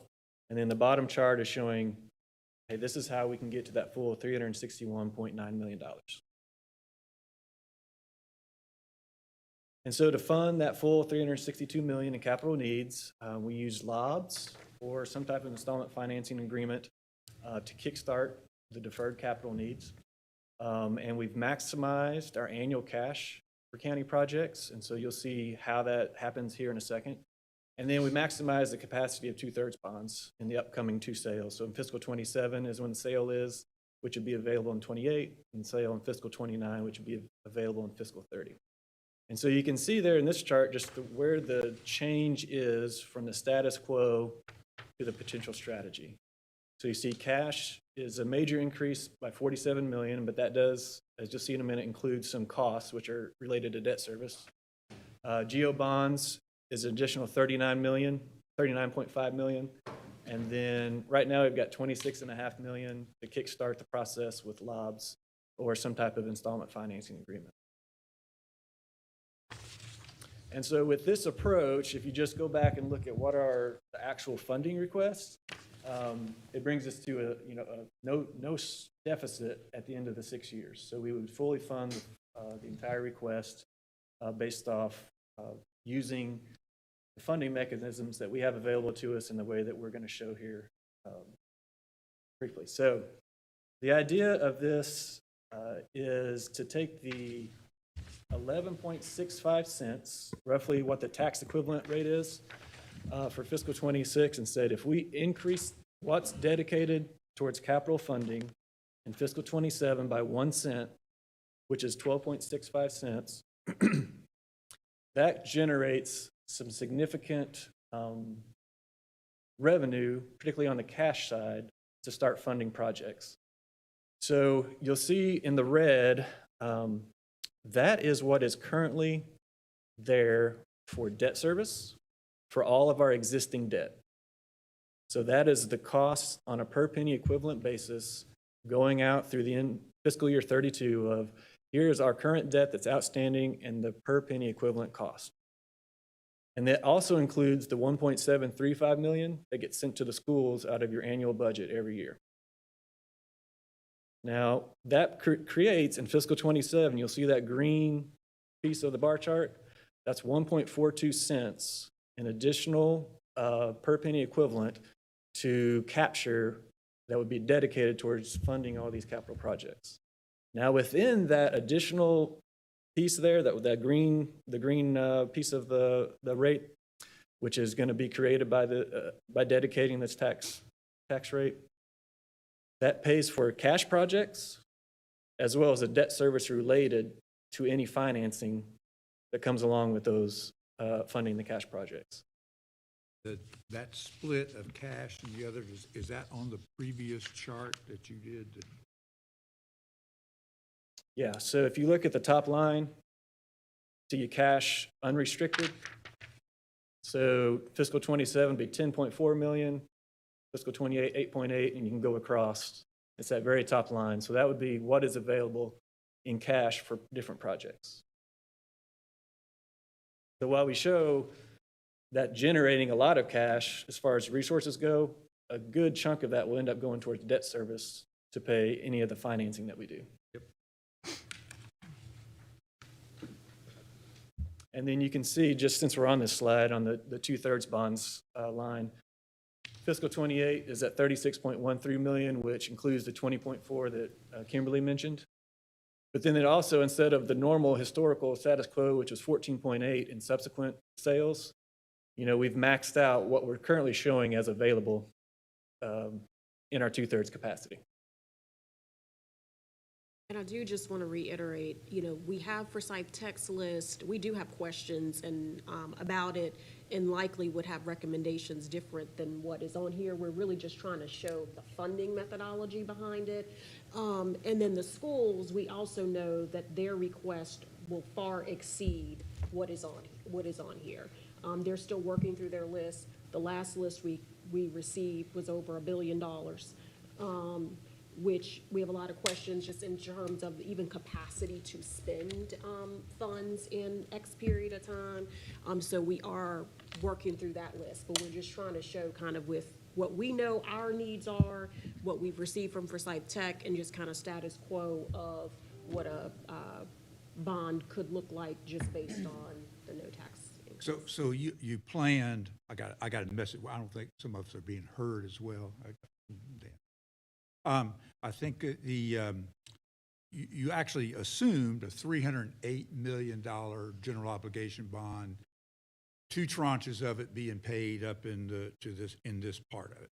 So, and that amount, I'm assuming, is pretty close to what, basically, that's a no tax increase, $308 million, and is reflected within this chart as continuing is it continuing the blue section in 2029 and 30? That's Because correct. they would be going down, except for if that happened, it would continue those and just keeps that at the same level.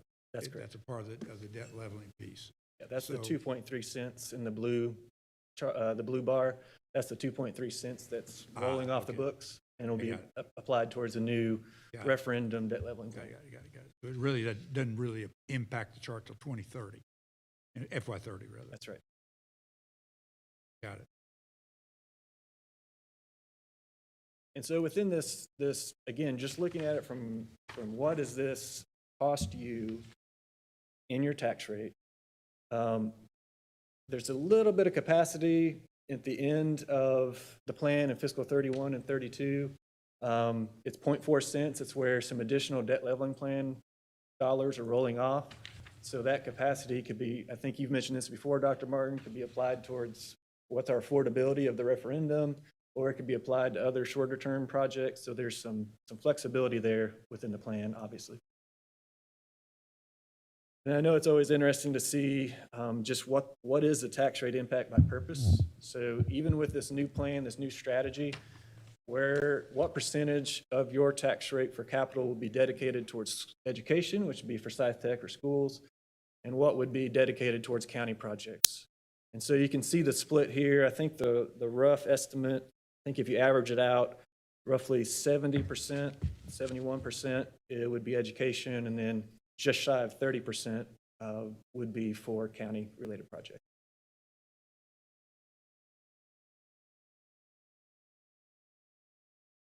So kind of just summarize in these last 2 slides.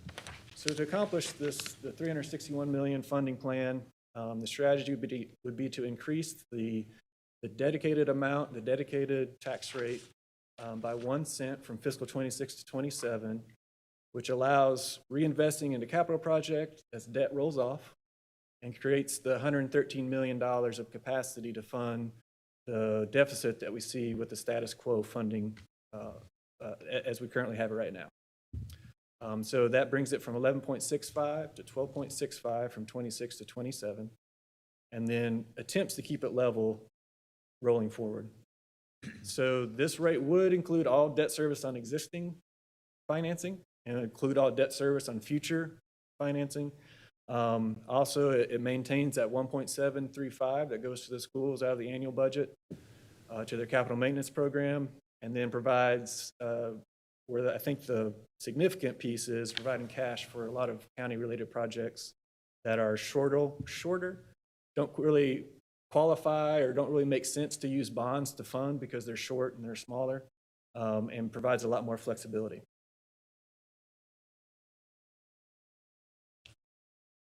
So I think we see here the current revenue structure in the status quo, just based off the latest request that Kim has received, is it's insufficient for addressing all the needs that are out there. And so I think there's still a lot more work to be done on the project side. But I think this highlights the need for some type of increased revenue to fund the CIP. In this way, there's a way to establish a dedicated, predictable level tax rate that would fund the CIP. And then I think it's fair to mention, like just like the debt leveling plans, we would evaluate it every so often to make sure that it's adequately funding what's needed, particularly in reval years. So our model obviously includes growth for those reval years. So we see an average, I think the average is 8%. Obviously, when you look at the last reval, that's abnormally high. So we include that in all our per penny projections, but I think we never know what will happen in a reval year, so we would take that into advisement too. Got one comment. If the Forsyth Tech amount over that period of time, because it's not isolated in these charts to what it could be, but let's just say it was 50 million or 60, 70 million, whatever it may be. If in 2028, there's a school bond referendum for the schools that also have, Forsyth Tech could also have one with whatever that amount is for them. That takes a larger chunk of general obligation bonds that would be available and would reduce the need for the LOBs for some of the county projects. Could depend, yeah, I think you're right. Being on the timing of when the projects would start and when they're needed, yes. Yeah, and that has happened before. We've had a Forsyth Tech and school bond issue at the same time, and quite frankly, pretty good synergy on that. I mean, I remember making, back in the day, you made phone calls reminding people to vote for supporting education bonds, which included Forsyth Tech and the school district, and that was a nice kind of marriage. And it puts a bigger chunk into general obligation bonds instead of LOBs, which is, I don't know what that differential in rate, but it's probably what? I think they said it was Half a percent? 75 basis 1/4%? points, 50 to 75 basis points is I think what we looked at last time. That's Real money, yeah. some real money. Mhm. Yeah. And I think they'd be glad to do it. They have a foundation, their foundation has typically helped fund the bond issue piece. So to do the marketing and all, and their foundation's a whole lot better shape now than it was way back then. So that would be, I think, a really good strategy. I just don't know what their numbers are. If their numbers don't justify it, but I bet they do. I think the other thing on our end is on the county projects, because we are behind on several, we were looking for a mechanism to get more cash up front, especially for some of these FY27 projects. So, I mean, we can kind of rerun calculations, but that was really part of the reason, was that we needed an influx of cash to get started. Can't you do shorter term LOBs? So you could get a bigger chunk of cash on a short term and then it goes away. Yeah, you can amortize it And however you like. that puts more cash into the mix, declines in the out year as short term. Short, depending on the size, shorter term could meet a higher debt service payment, but I think you could work that in and figure that out within the model for sure. We'll rerun some modeling, just, yeah. Kim, do you have anything? If I may, it sounds like what you're planning to recommend is a capital budget that would require an additional penny on the tax rate. Can you also provide an alternative level of recommendation that does not require the additional tax penny? So what would you be able to do for those maintenance critical county capital projects without the extra penny? So I think for 2027, without some change to the status quo funding mechanism, the county would have nothing additional come into us for our projects. So nothing that's listed in 27 for county projects would be possible. And the same, our 2/3 bonds are available in 2028. So largely.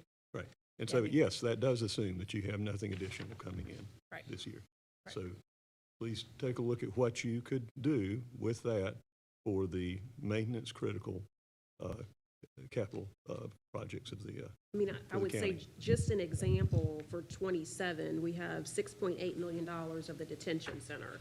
And almost 6 million of that is for an HVAC replacement that we're very, very concerned about. And if it's not, if it really goes out and it's holding on by a Band-Aid currently, then that would be a building we would have to evacuate. And so I would love to hear from the commissioners who went on the tour. We also have some stuff on the airport that is on this list, but I think what we attempted to identify for fiscal year '27 were really critical items. And so I think we would need the board to tell us what you do not think is a priority. The only one on here that was probably a larger discussion is the warehouse, is 2.4 million, and I think a conversation about whether the building just needs to be demolished and something else happen, or do we want to invest more dollars in it? But a lot of these are really, I think we have put off for a really long time, and I think our facility staff is very concerned about several of these items. Ms. Manager, you've asked some of the questions that I've been thinking about the answers.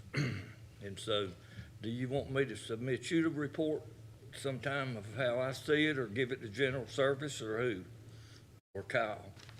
You could give it to whoever you would like, sir.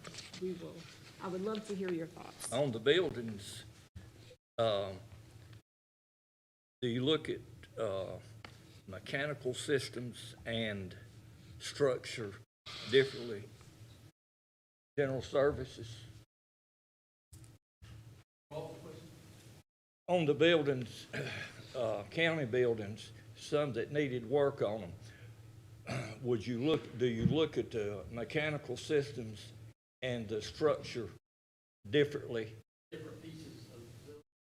So when we have somebody come in and do an assessment, we have them look at every pieces like that, and there's a cost value associated.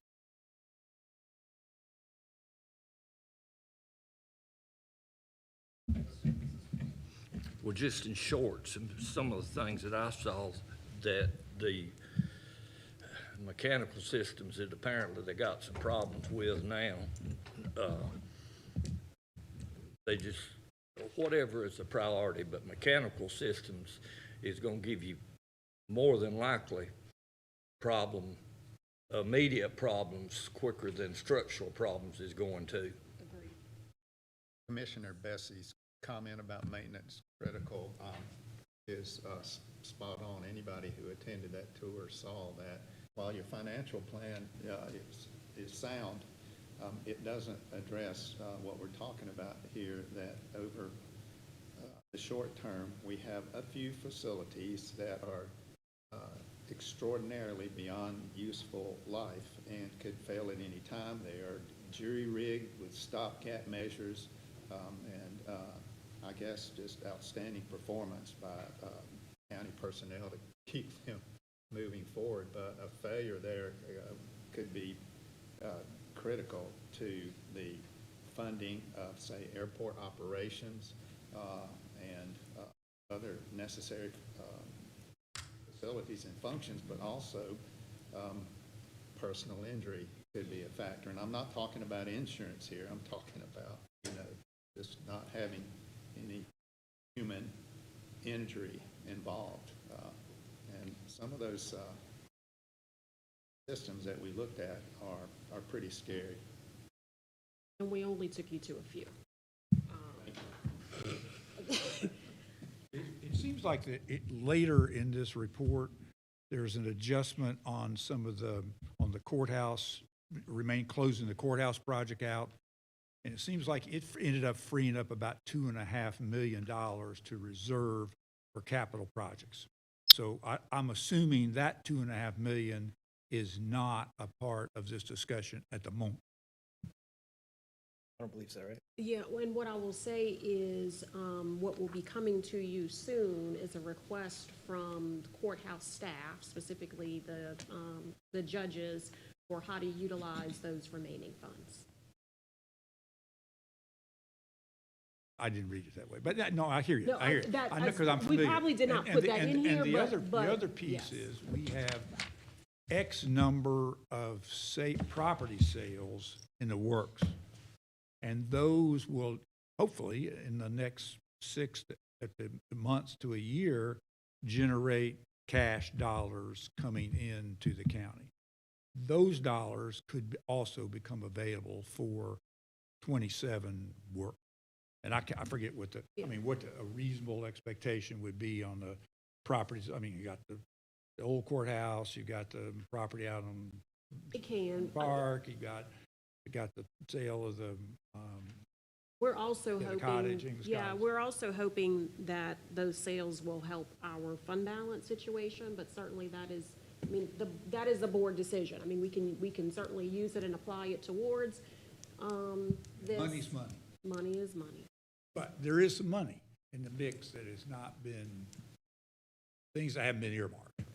Exactly. And that's probably a whole nother little discussion about best case, worst case, when received, assumptions for Yes. courthouse improvements within that, plus there are other things kind of all together, might be a piece of cash. What would be helpful for us to bring you back? Because I hear you and I agree, but what would be helpful as we're trying to put together kind of our, final recommendations? What would you like to see from the board? I can tell you what I was thinking was that this may be a year in which we can't concentrate on improving our fund balance, and we have to concentrate on those, maintenance critical projects. And it could be that some other longer term needs have to wait a year or two, because you've got to do things like fix the HVAC system for the detention center. But you don't have to take,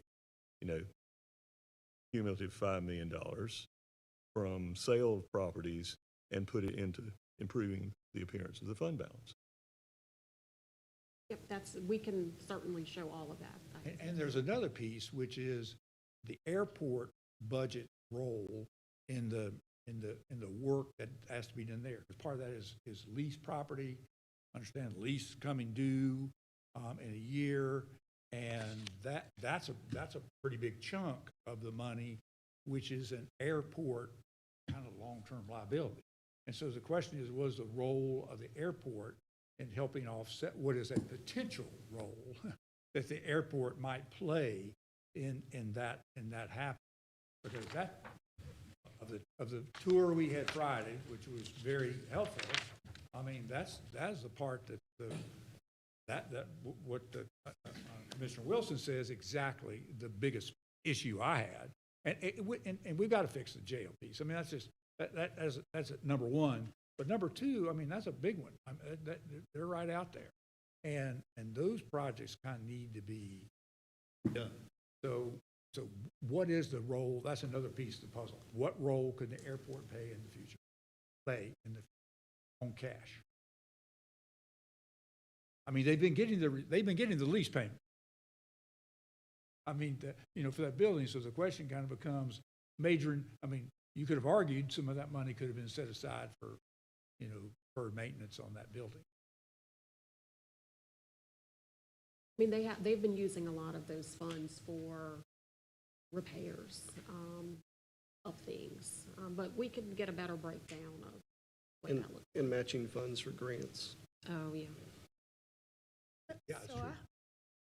I have a question for you, Chantel, because I can see it all over your face about the AAA bond rating. Is that your apprehension about the fund balance? I mean, that's part of it. I mean, it's something that we've had for 30 years, and I think as, coming out of a school system, being on the front page for a financial crisis, it makes us look bad as a large governmental agency. When they're Googling Forsyth County, you're going to Google about the school system, and then you all of a sudden Google that the county that's had a AAA bond for 30 years loses that AAA bond. It just, it creates this financial instability at Forsyth County that I don't think economically and for economic development purposes looks good. But certainly that is a board decision. I mean, I think we're trying to right the ship and do all of the right things. But what I will say is, even as we're trying to do all the right things, I'm still concerned that we may lose it because we are so far behind. But I think we are trying to do everything we can to maintain it, because I think it's a bad look for Forsyth County for us to lose it. I will say that after the tour, capital needs improvement has risen to the top. Everything else for me is just out of sync. That jail is scary. The airport is scary. So I want to know, what does the support look like on the federal level and on the state level? Have we requested some support? I mean, where are we with that? So on the state side, previously legislative goals, there have been asks, and there's one right now to help with the airport. There's been an ask to help with like the floors at the detention center. But quite honestly, these are like county responsibilities that we really should have done. And so the legislators have not really provided that. They have provided some funds to help with the airport because it's an economic development driver here in our region. So there have been some asks. I will say, I mean, one of the things that definitely has come to light, especially as we've been having more conversations with our federal legislators, I do think the board needs to consider us hiring a grants writer. We do not have like great expertise in-house and someone that's really looking out for a lot of these federal, state things. And I think it will pay for itself. If we get somebody that's really good, I think it is something that can pay for itself, and that is a skill set we're lacking. I think staff's doing the best they can to try to get some grants in, but I do think we're missing some opportunities. Long time ago. Yeah, really. I do think that's something we need to look at to help us. I remember us missing some opportunities last year on the federal level. I would just admonish us to probably look into just axing, because again, axing won't hurt. Oh, absolutely, absolutely. I would like to point out that I recall when we were having conversations, which I actually fully supported, the consideration around our fund balance and why we were not going to be able to avail ourselves to the degree that we wanted to with education. But now, oh, well, the fund balance doesn't seem to be the priority due to the need for maintenance. So I am concerned about making sure that that's not the message, that, you know, the fund balance is a priority so that we can continue to be a AAA rated county that can, you know, do what we need to have done by way of taking care of our county. I do understand we're in, you know, some serious considerations around how we're going to move forward with our maintenance projects, but I don't want to disregard our fund balance when we've already told this community that it is very important, and that's why we could not really be there for education as we would have liked to. So I think we need to have a consistent message about that, you know, we are firm about trying to maintain our status as a AAA, you know, rated county. For our retreat, that in the survey, fund balance is my top priority. I agree with that comment by the Commissioner Woodbury. I wasn't trying to suggest change in our priority, just to highlight that catastrophic failures especially geometrically increase the cost. I agree. I agree with all of it. We have to have priorities set.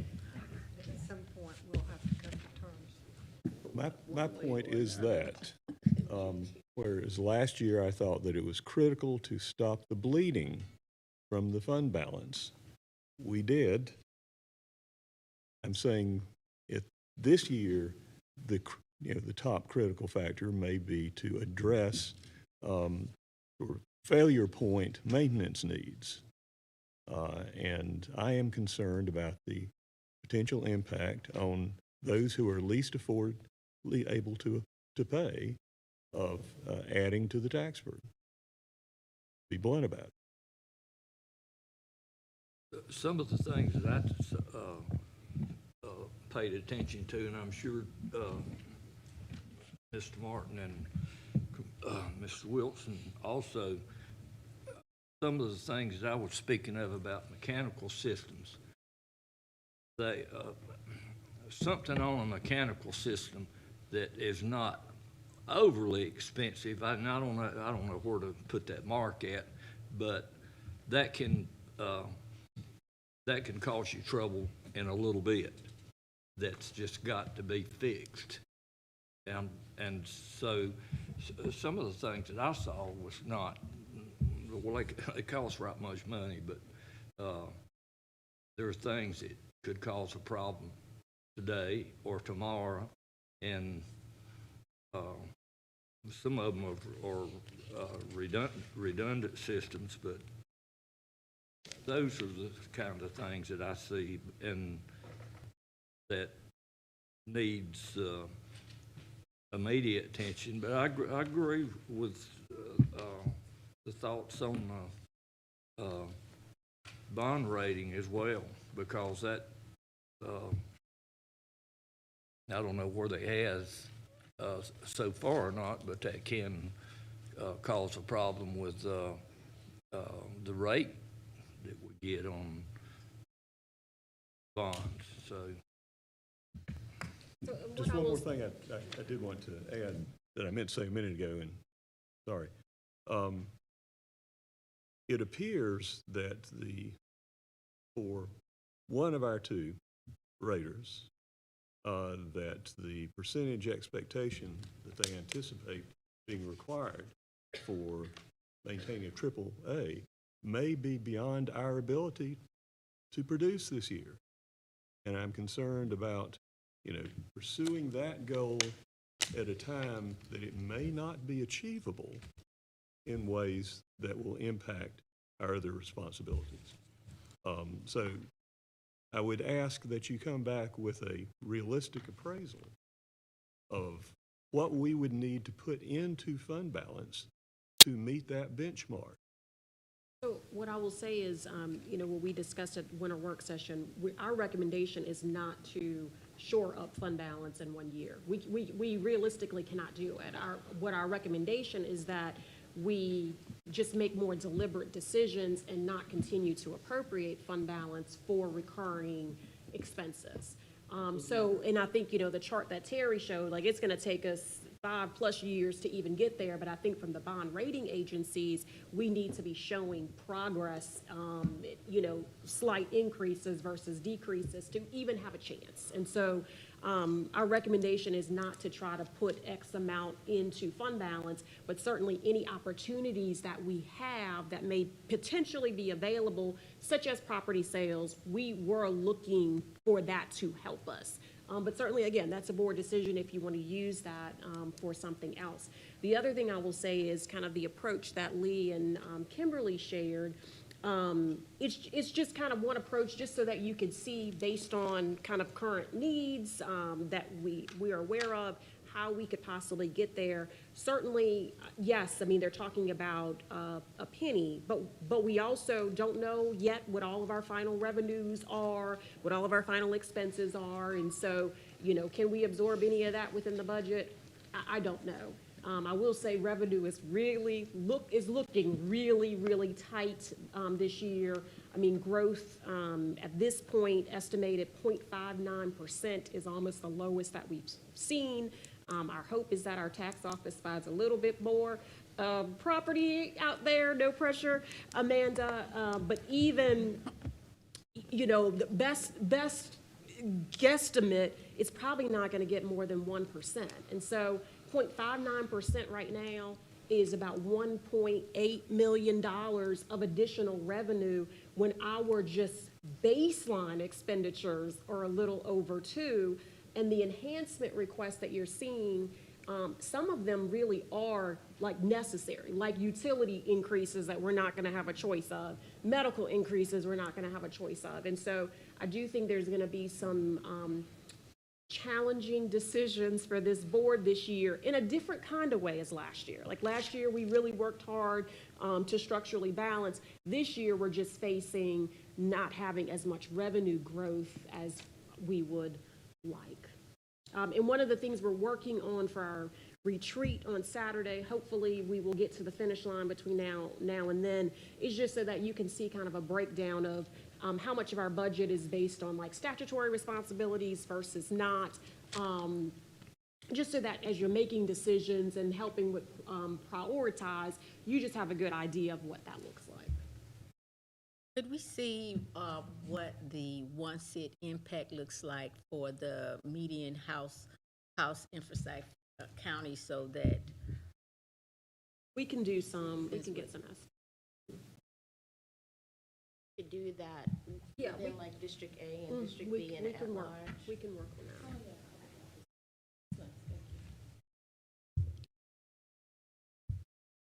Anything else that would be helpful as we kind of work through more capital type stuff? I will say, capital is my number one priority in the budget.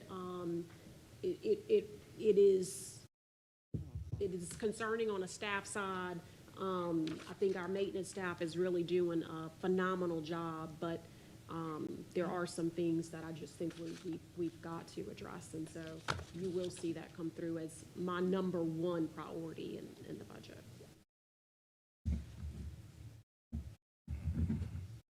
Great. Are we ready to move on to the next topic? Lee and Kimberly, thank you.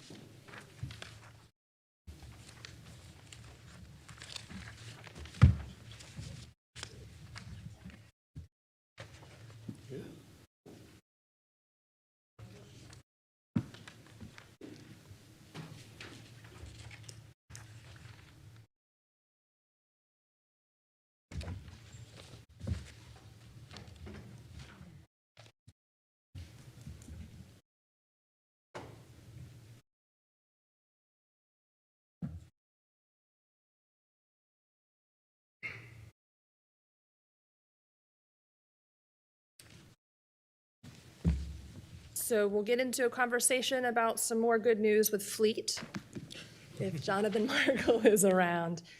I appreciate all that really great conversation for capital. It's sort of a large thing to tackle, so hearing your feedback is very helpful. So this is Jonathan Markle. Good morning. And first off, I want to say thank you to all the commissioners that came by Automotive Services over the last couple of weeks. It was great to have you there so you could see exactly what we're going through with Fleet. Currently, our Forsyth County fleet is 698 vehicles. We are dividing those up into different categories for ease of understanding: emergency services, sheriff's department, white fleet, which is our county sedans, minivans, and then what we're calling is a new category of heavy fleet, not heavy duty vehicles, but anything that's a specialized piece of equipment. So it could be a van that the Parks and Rec uses. It could be a van that is used in general services that's got an outfit with toolboxes and stuff like that. Just anything that's not a standard vehicle right off the dealer lot for the most part. And then separately, we have the airport, which is the repair and support vehicles there. Just to highlight some age components of our existing fleet. As you can see, our average age for the entire fleet is a 2016, so it's a model year 2016, so it's right at 10 years old. Some of those departments are significantly worse. The airport's fleet is average age of a 2002. Sheriff's Department's average age of 2018, which is a little bit better. Emergency services even better at 2020. But then when we look at our white fleet, we're down to 2015, so 11 to 12 years old. And some of the other departments inside of white fleet, co-op, extension, tax, are all going on 20 years old. So our average age, again, Sheriff's Department 8, white fleet 11, heavy fleet 17. This is just a breakdown just so you can see by model year how many vehicles we have of each year. So we've got a substantial number of vehicles that are all 2008 and older. We've got a good chunk that are newer vehicles as well. The second slide is the same thing, just by number of age, how many years old the vehicle is, just a different way of looking at the same data. So again, 27 vehicles that are 21 years old, 30 vehicles that are 18 years old, that kind of thing. So getting into fleet challenges a little bit. Accidents, FY '25, we had 138 accidents as a county. As of 2/23, so a couple of weeks ago, we were at 107 for FY '26. That puts us on pace for 150 to 160 this year. I've got a breakdown over on the side of the screen that's got it by department, how many vehicles or what percentage of the total number of accidents were by department. Sheriff's Department is 50% of the fleet, a little over 50%. Emergency services includes fire and EMS. So right at 30% there. So just to kind of see what that looks like. I will say, just as a caveat on accidents, I know some of the questions may be, what does that look like with the ice storm that we had this year? We did have 10 accidents revolved around those 2 weeks of the ice storm. Came out very good there. Very happy with those numbers, to be honest. And very, very little damage related to that ice storm accidents as well. Other challenges, lead time, ambulances, fire, remounts, a new ambulance. If you're ordering a custom ambulance, is 18 months or so. A new fire apparatus, the 109s, 209s, 309s, those are typically a 2-year lead time on those. And then remounts on ambulances, anywhere from 6 months to 10 months, just depending on what the vendors come back with and their lead time and availability. System limitations, that's some of our software challenges. I'm going to get into that in just a minute. And then age, we talked about how old the vehicles are, some mileage. One of the big problems with age of vehicles is parts. So as a vehicle gets older, parts become obsolete. We can't buy replacement parts. We were on the verge of deadlining a vehicle last week that needed a windshield wiper motor. And that was it. Perfectly fine vehicle, but it needs a windshield wiper motor and we can't find one. We found one at a junkyard, got it working, but it took us a long time to get that working. Otherwise, we were going to park or sell a perfectly good vehicle just without windshield wipers. So it's kind of eye-opening that that's the kind of thing. We've got a vehicle now that's down with AC issues. We can't fix the AC on it because parts aren't available. So that's the reason it's not in operation anymore. And then total cost of ownership. As vehicles get older, maintenance, it needs more maintenance, it needs more repairs. It becomes expensive to operate those vehicles. So getting into system limitations, a true fleet management information system. This is an enhancement in the budget request for this year for automotive services, is to get a system that will allow us to really monitor what we're spending on vehicles, what it costs for vehicles. It gives us accurate tracking for mileage, for fuel, for tracking repairs, and all expenses related to an individual asset. Life cycle cost and cost of ownership. The screenshot in the bottom, one of the graphs is a cost of ownership. So it looks at depreciation and then total cost of where we're spending our money on that vehicle. And it really points to when you need to replace a vehicle. That's something that we don't see now. It's something that our current system doesn't offer and doesn't really track any of those kind of expenses. So it also provides real-time reporting for budget and finance, for fleet, and any other stakeholders that want to see what their uptime is on their vehicles that are assigned to their departments. Tech productivity, and then preventative maintenance and scheduling. So just all-around product that will help us maintain our fleet better and give us a true cost of what those vehicles are costing us. Can I ask you, what's a rough cost of whatever you call it, FMIS or telematics? The approximate costs are about $120,000 for the first year, which includes implementation, and then about $30,000 a year after. And have you sort of got an idea of how much time it takes to complete? I mean, the systems are only good if you keep everything updated. I mean, Correct. You got to manually add a lot of information in the system every time you touch it. I assume you're spending X amount of time now already. Correct. With the old system, so that may not be much difference, but I'm just kind of curious on the. So there's a lot of things that an actual fleet system does that our current system doesn't do. So it would integrate all of our fuel spend. We'd be able to really track fuel spend by vehicle and associate that. It gives us real-time mileage updates, all those kind of things that we're not getting now. It does have a technician. The multiple systems that we've looked at so far have a technician workstation that's a tablet or computer where they clock in and clock off of each job. So we can track their time, how much time they're spending on a repair, that kind of thing, and really hold techs accountable for productivity and set standards in place for that where we don't have anything like that now. It's actually cheaper than I thought. Yes, yeah, I was very surprised with the pricing that came back. Something that's been brought up before, my understanding in the past, is telematics. This is another enhancement request for the automotive services. And what I want to talk about is telematics is not just GPS. It's real-time information about the vehicle. Yes, it does tell us where the vehicles are, which is great. But more importantly, it gives us safety training ideas for drivers. It tracks hard braking, hard acceleration, hard turns. But the real instance is what I'll get into here in just a second. Just to show you, we do currently have telematics on EMS. So this is a map of where every ambulance is in the county. So this is what it would look like if we put it on, if we widened it out to other parts of the fleet. But the big thing that it gives you is this breakdown here of any check engine light that's on in the vehicle, any warning light that's on. We get that information in real time. We can call the driver if it's a sheriff's department vehicle or a fire truck or whatever the case may be. We can call the driver and say, hey, this check engine light that just came on, it's okay. It's okay until your next PM, or swing by fleet when you can, or no, pull over to the side of the road, cut the vehicle off, and really we can really save a lot of heartaches from that perspective. We have had instances where we've had a vehicle that had a stop engine light come on, the driver didn't see it. By the time he got close to fleet, it broke down on him and it needed a new engine. So this kind of data is really important to understand what's going on with the fleet, not just from where the vehicle is, but more importantly, what's really going on with the car at any given time. But that's not a part of this other software package you were They talking integrate together, but it is a separate, it would be a separate cost. Yes. about. And What does that add? A lot. that cost is expensive. It's about $20 per vehicle per month. So you're looking at $120,000 to $130,000 a year.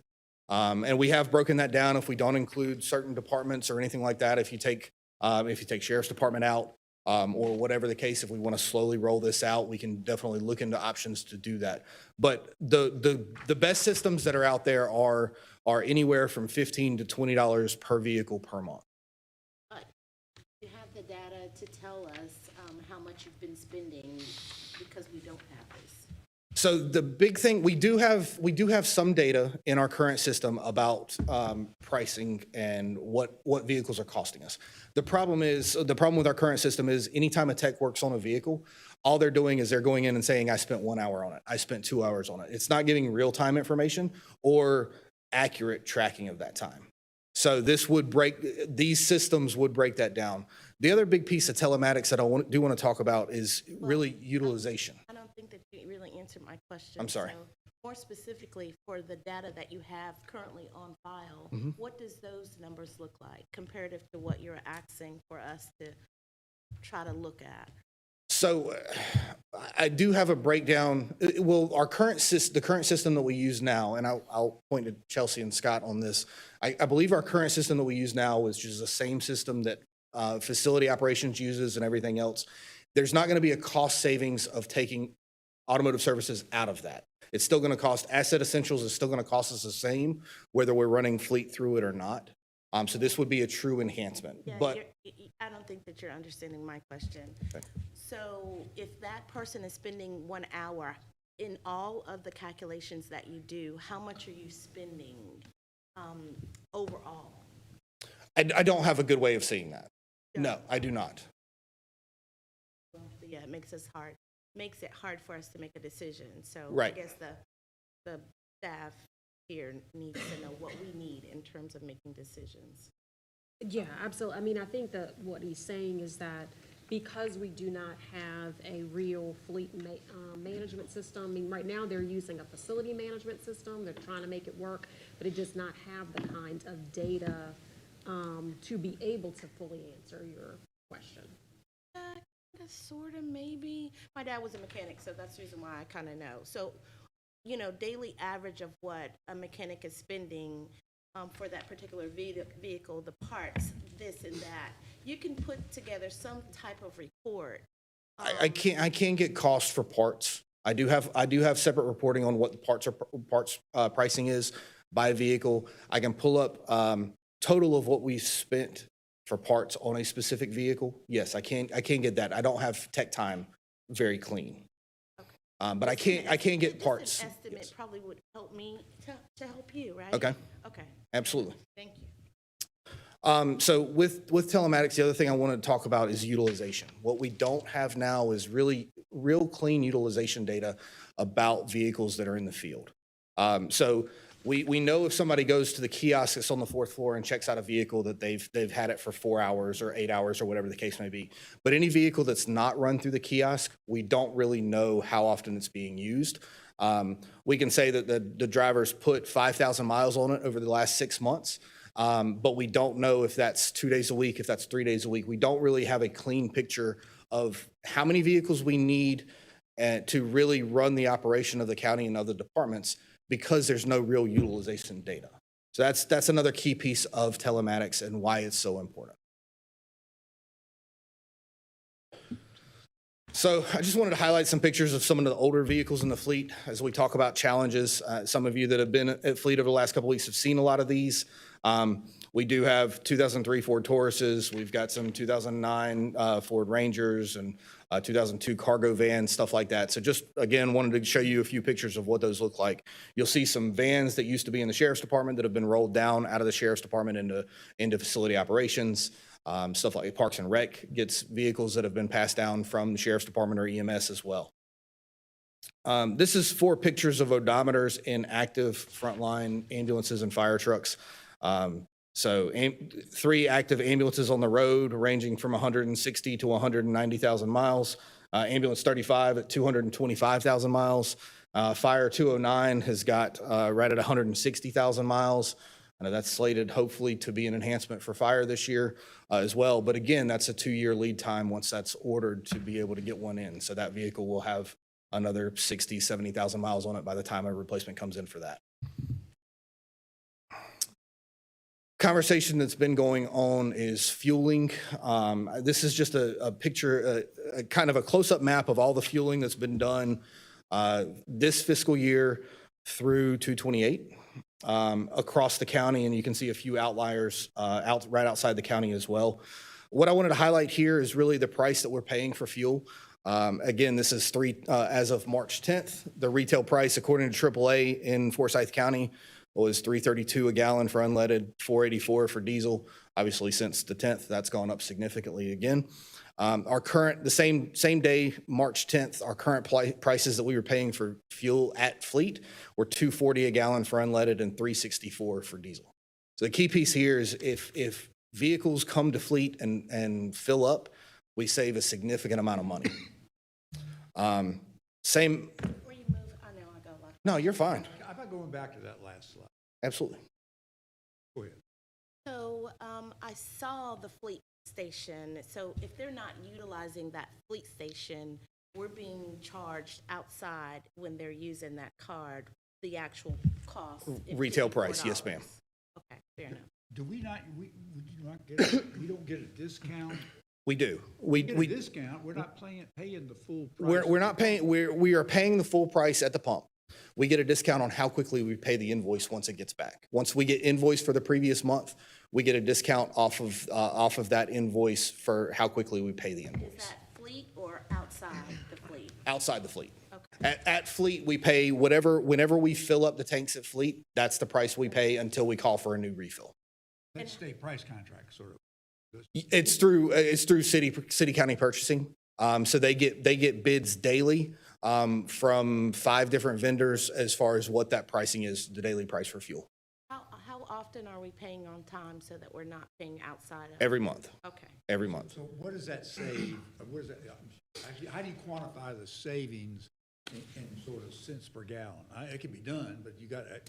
I haven't dug into that. I can. So our last invoice was $89,000 for the month of February, and we had a rebate of $4,600, I believe. You can try to do like a average with a discount. Yeah. What is your system that, or however the protocol is, if to get the fuel down there it's replaced on it's as much as they can, and I know that for whatever the different reasons they'll be out somewhere. particularly on outer edges of the county, and probably that happens with sheriff cars more than or some of the rest. How do you break that down? All I know is I don't. There's probably a system to do it. Whenever it can be done, whether when a vehicle is half empty, just your fleet vehicles, Right. regular fleet vehicles. Somebody checks one out, and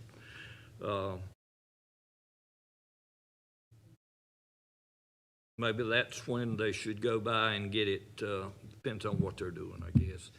Fill it there, or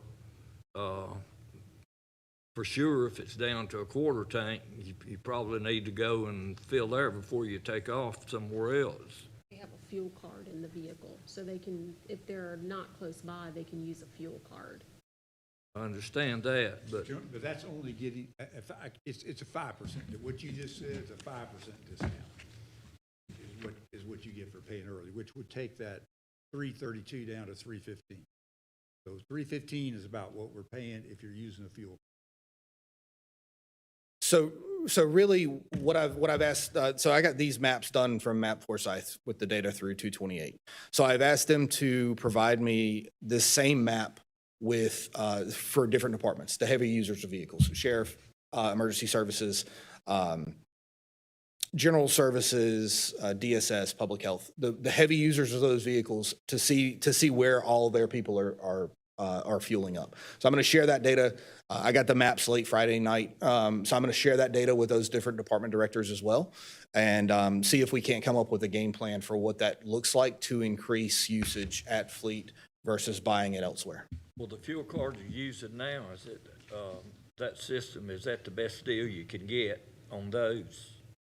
We did a proposal for that within the last year that came to the board, and that was the best deal at the time.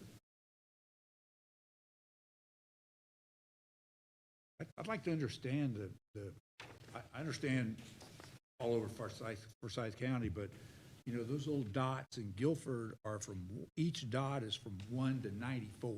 Right. That's a lot of fill-ups in Guilford County.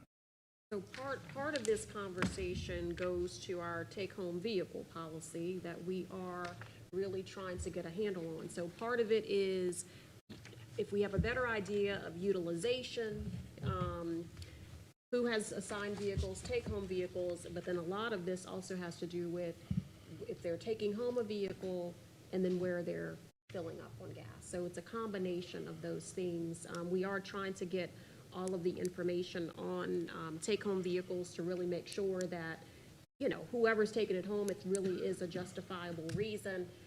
Also, we need it for tax purposes because it is, depending on your job, it may be taxable. So all of that is wrapped.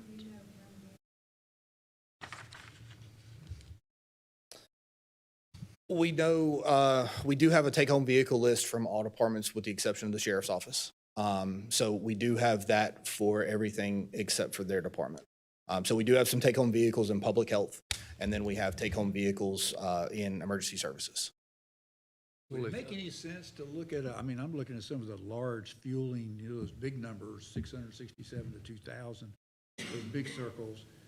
I mean, if we bought another little piece of land somewhere, if there's county property, and put another fueling station there. So we've looked at that. There's a staffing, security, there's a lot of issues. It may not be worth the cost, but it might be. We do have a fueling option at Tanglewood Park. We have actually looked at that for EMS specifically.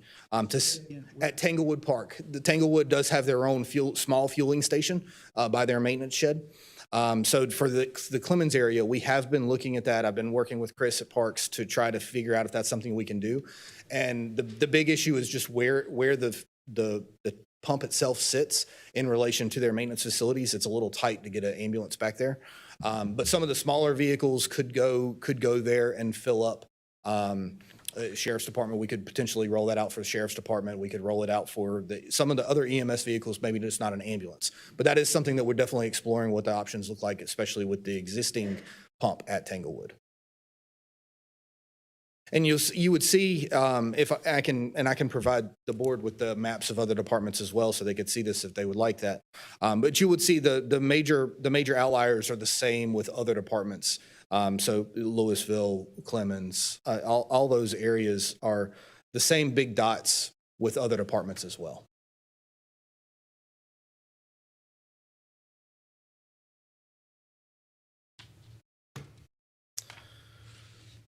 So what we've tried to do as we've gotten into budget year this year is really come up with a clear definition of what our fleet replacement goals are. So breaking it down by department, ambulance replacement schedules, 5-year remounts and 20-year box replacements. That's not overly new. That's something we've been doing the last few years. We're looking for about a 200,000 mile range at that 5-year mark. And then leadership and support vehicles, really putting those vehicles on a replacement plan of 8 years as well. Sheriff's Department, same thing. Patrol vehicles, 5-year. That's going to average between 80 and 100,000 miles, depending on where that deputy is stationed. And then support vehicles would be on an 8-year, 100,000 mile replacement plan as well. And that's going to be position and function-based vehicle assignments is really what we're pushing towards. White fleet, we'd like to get to where we're into an 8-year replacement cycle. We're replacing the vehicles before parts get obsolete. And we're utilizing them to their fullest extent, about 100,000 miles. One of the things that's been brought up since the ice storms is really our availability of 4-wheel drive, all-wheel drive vehicles. Everything that I've brought to the board so far for White Fleet has been a mix of front-wheel drive and all-wheel drive options, and that's going to continue to be my goal, is that we move towards a transition to have at least 50% vehicles do have an all-wheel drive option. And that White Fleet, again, is a mix of small SUVs, small trucks, minivans, EVs, and hybrids. And then on our heavy fleet, go towards a 12-year replacement plan. That will take some time. Some of those vehicles are very expensive. So we have to really plan out those replacements. 2 questions. One, just to make sure I'm understanding, just like on White Fleet, where it says 8-year replacement schedule, mileage 100,000, does that mean either or? In other words, if the kind of recommendation is if you get 100,000 miles, it's replaced, or is it 8 years plus 100,000? I mean, what is it either or? It's really going to be either or, but it's not necessarily a set thing that if this vehicle hits 100,000 miles, we're going to immediately pull it off the road.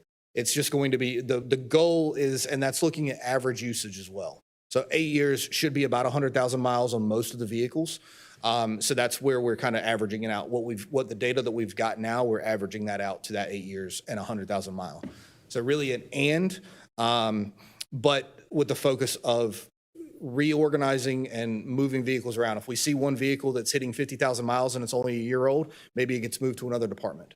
And it slows down that. So really taking a holistic approach to the whole fleet and moving vehicles around more often, and pulling a vehicle from here, moving it here to extend the lifespan of that vehicle.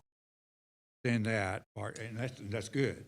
But is it not true that, I mean, and this is just something I remember, and it may not be correct, is that if, and when a new car is manufactured, is there not a requirement that parts are available for 10 years? Is there not something like that available?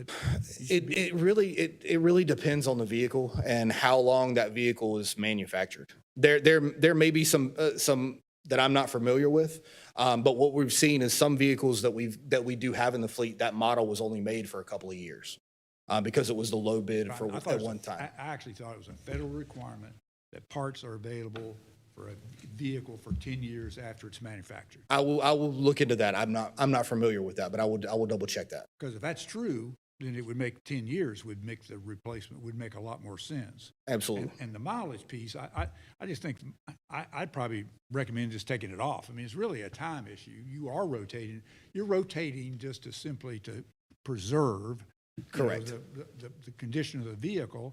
And we all know that, I mean, anybody drives a car very much, we know that cars can last way more than 100,000 miles. So, I mean, I'd be more concerned about your part issue and replacements and the problems, because your example, I actually saw that vehicle of your example of the windshield wiper motor, that ended up taking a huge amount of staff time, right? To do that, whatever. But I got to admit, I mean, those are that was a Crown Victoria, they're good cars. They are good cars, They have exactly. Great service, record. So I understand all that to put all in there, but yeah, I just would certainly look at I check those things out. And I will. The second question I had was, have you looked at what, some other rules of thumb that other places use? I mean, what are some, again, it's back to, what are the Joneses doing? What's Guilford do? What is, the big counties, what is their kind of replacement cycle? Because a lot of times you get in, this is a pretty tight, I see a hard time sustaining this schedule over time. So, And I think getting something that's, I'd want to have a better comfort level on this. absolutely. So I have talked to multiple fleet managers from across the municipalities. I met with them a couple of weeks ago, actually. So the average age of Guilford, of MEC, those two specifically, the average age of those were right at a 10 and a half year range. So that was their average age of their entire fleet. They do not look at Sheriff's Department and Emergency Services the same. They look at similar to what we're doing, but their fleet managers are not responsible for EMS or Sheriff's Department. They have their own separate systems for that. But their white fleet itself, they were averaging about a 10-year. Mr. Chairman, a few years ago, and I can't tell you exactly how many years it's been, we were at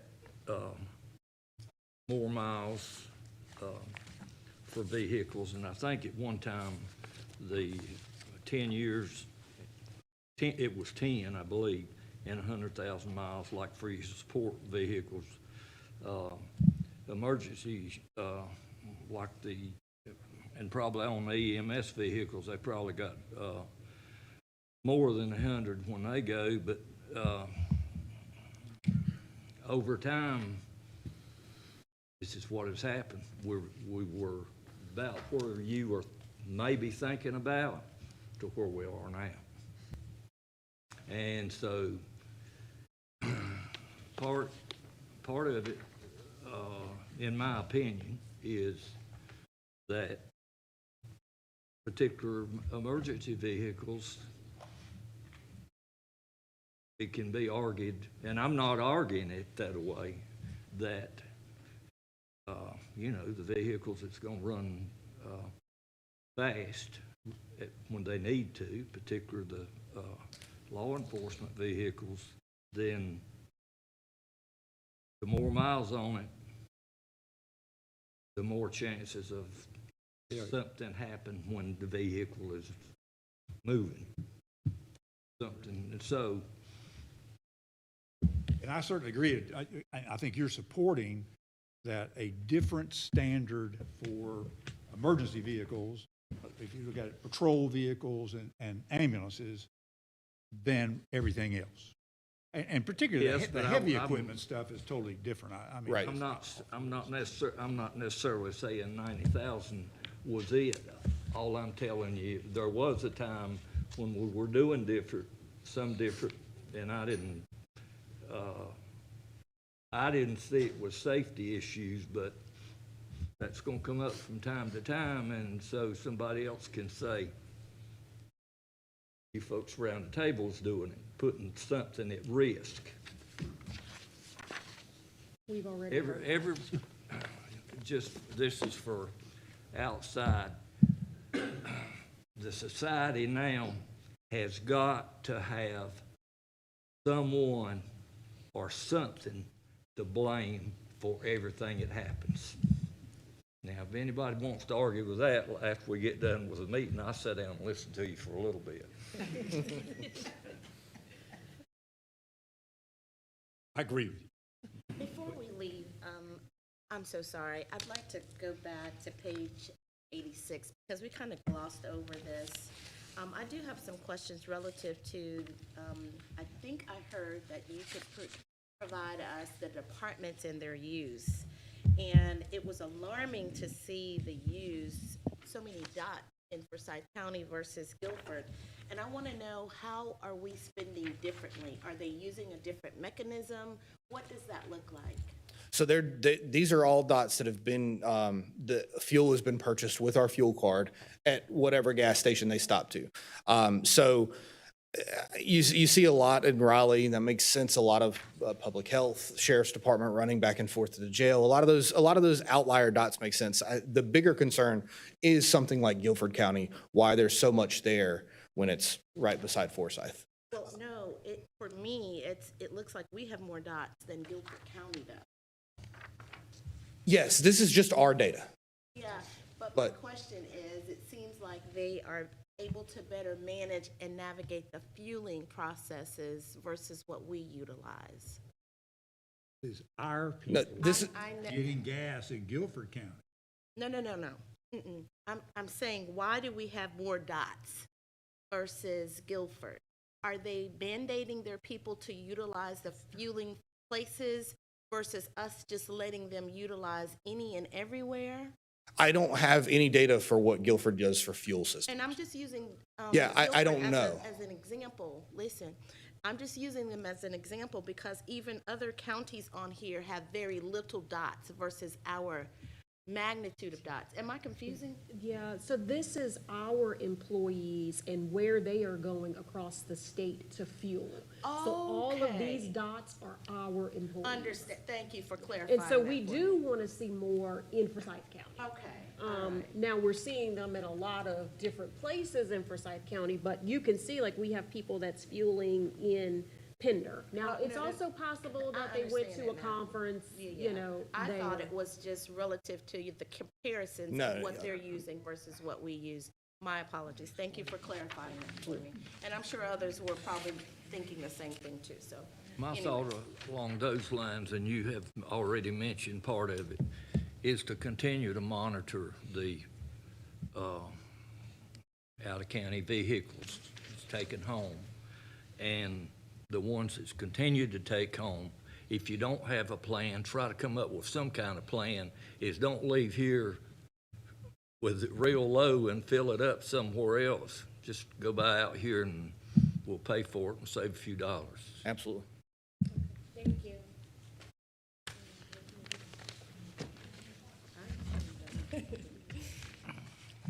So Jonathan's been with Forsyth County since November, and is that right?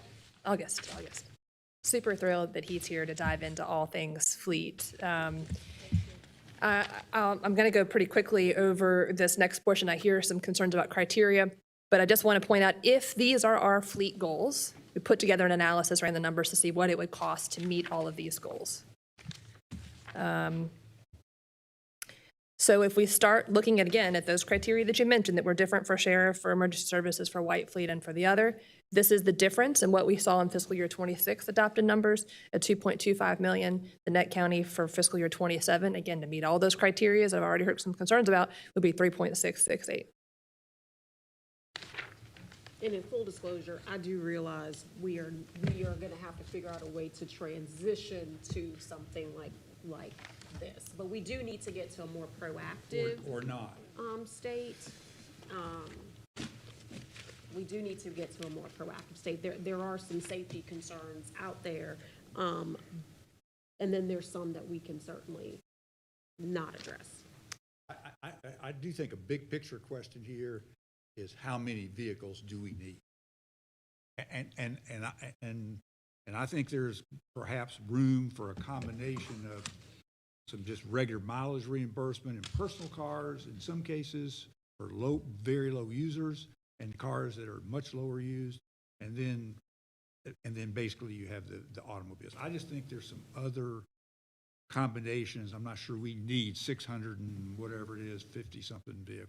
I think it's hard for us without having a system to really show utilization. It's challenging. So I don't disagree, but it's challenging. I mean, one of the things Jonathan's also looking at is like how many people really need an assigned vehicle versus like a motor pool. And then you just go in, when you need the vehicle, you just go and check out the vehicle. And so we're definitely looking at all of that. I think it's just hard without some of the data points. It's also hard without having all of the take-home vehicle list to really assess as well.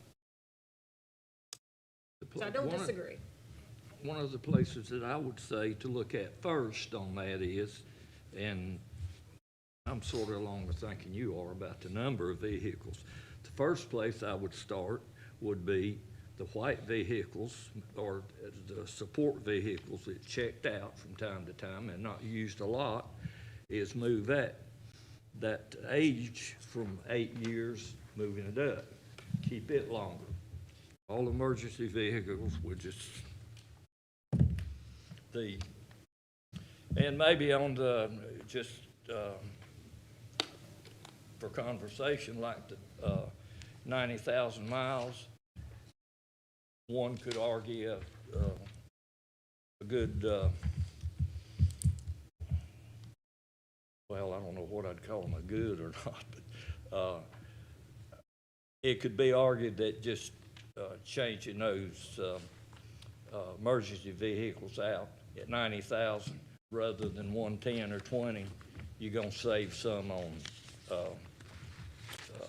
repairs. How much, I don't know, but the first place that I would look at would be those vehicles that's just checked out, non-emergency, move them up from 8 to 10, and that would slow your ratio of newer vehicles that all the time. The white vehicles are like the support vehicles. Well, what they call them the white vehicles, most of them are white, I believe. Oh, white vehicles. Those are your Well, county vehicles that that's, we use for DSS, public health, for tax, for, yeah, your day-to-day white, those the kind white of cars. They're just like. And I do I'll love, tell you what they did have, if you want to go back a few years. Go ahead. They had blue ones, and they had a bunch of little old, I believe it were Plymouths, and you know what they had for the badge on it?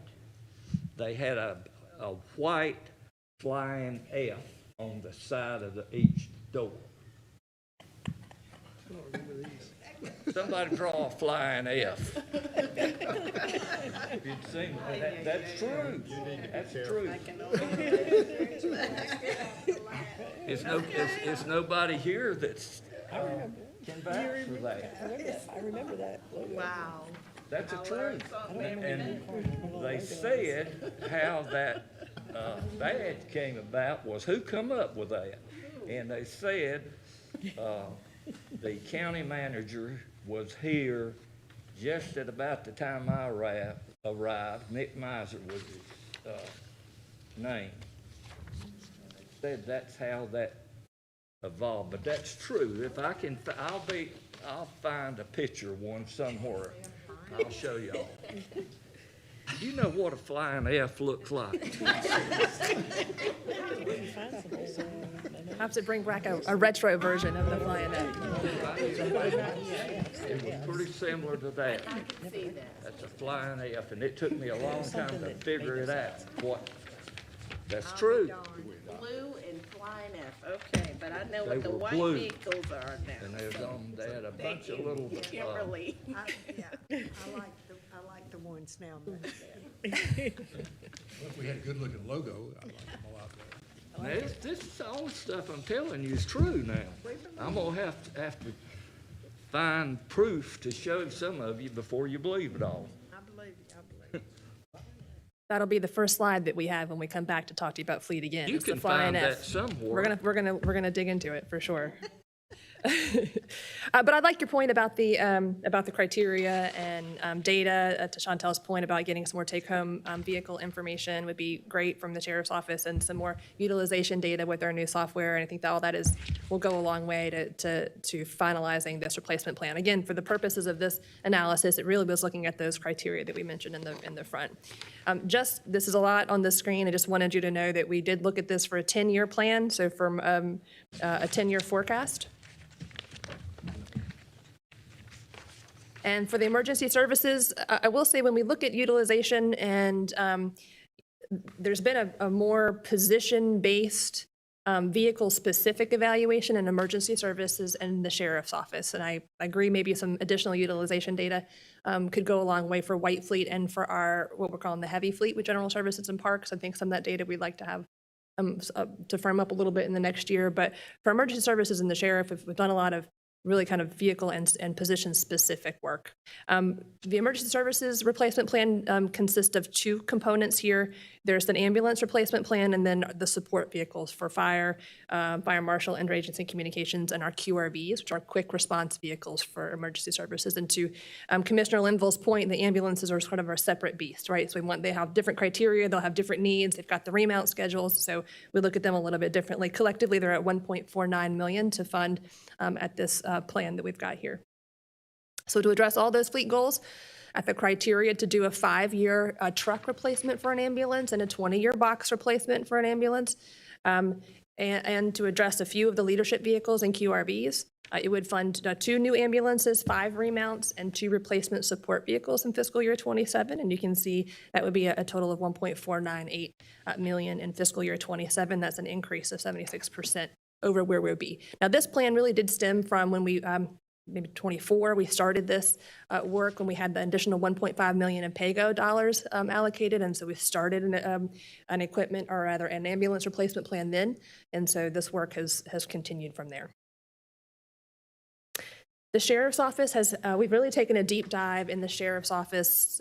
Commissioner Martin, to your point about the number of vehicles, we've looked at this as a position-based need. And so not counting for who's in the PCN, but really a position and duties-based need of how many vehicles the Sheriff's Office would need. Right now, or at the time of this analysis, they were at about 331 vehicles. Some work to date shows that maybe they only need about 291 vehicles.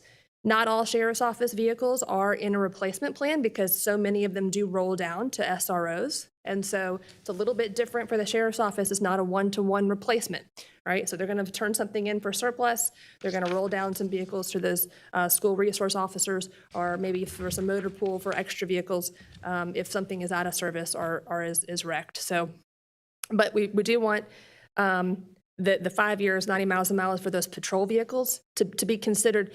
Not only is maybe a safety issue, they're used, the mileage that the Sheriff's Office covers is pretty large for those patrol vehicles. They're using them, they're tough on the vehicles, but also there's a cost of ownership. So I think if we can get those rolled down to SROs and some other assignments, that would be great. So I can tell you, we mentioned that the vehicle assignment data is still being collected to evaluation, that this plan is going to work with the Sheriff's Office. So any collaboration we can have with them to get that data would be helpful. Right now, this is a total Sheriff's replacement plan net county dollar of 1.452. A quick question. So you're asking for some information from the Sheriff's Department. Who's responsible for providing that information to you, to us? They will not. Say it again? They will not provide it. We have requested the information. They will not provide it. The relationship between no information and no new cars? That is the board decision. First thing that jumped in my mind. I wanna support him, but I just need the information. He will not provide it. Call him and talk to him. Willing to come and explain to us what the concern is of why he's not supplying or providing information that's being requested. He will definitely be here in April.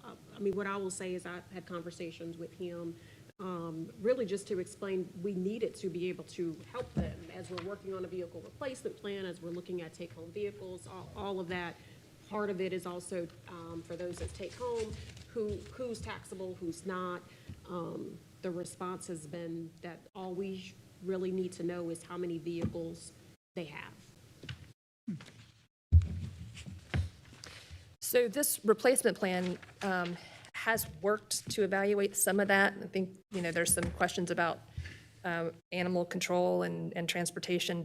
Can you work on a motor pool basis? I think a lot of that really we need to work with the Sheriff's Office, though, to make sure that's kind of an appropriate use. Again, if we work off of this plan that is a position-based plan, it would be $1.452 million, which is an increase over $415 net county dollars in fiscal year '27. What you see there for law enforcement services and revenue is what we get from the towns. And so they do pay a portion of our usage and replacement fees. The white fleet is currently 184 vehicles in the white fleet. Majority are assigned to public health and DSS. And to Chantel's point, there's a distinction between a take-home vehicle and an assigned vehicle, and then vehicles that are in the kiosk in your motor pool. And so part of that is really getting better data for utilization. So the average age of all white fleet is 11 years. I think the tax office may take the prize for the average age is 2005, 2008, I think, in tax. No backup cameras for sure. But again, software will provide some better data, and hopefully we can make some progress in some of those older vehicles if we really understand utilization. What The I goal. will say is for some of the older vehicles that don't have backup cameras, when you have younger staff that has never driven a vehicle without a backup camera, it's a little bit of a safety concern. Just FYI, I mean, I just FYI, not everybody knows how to drive a vehicle without a camera.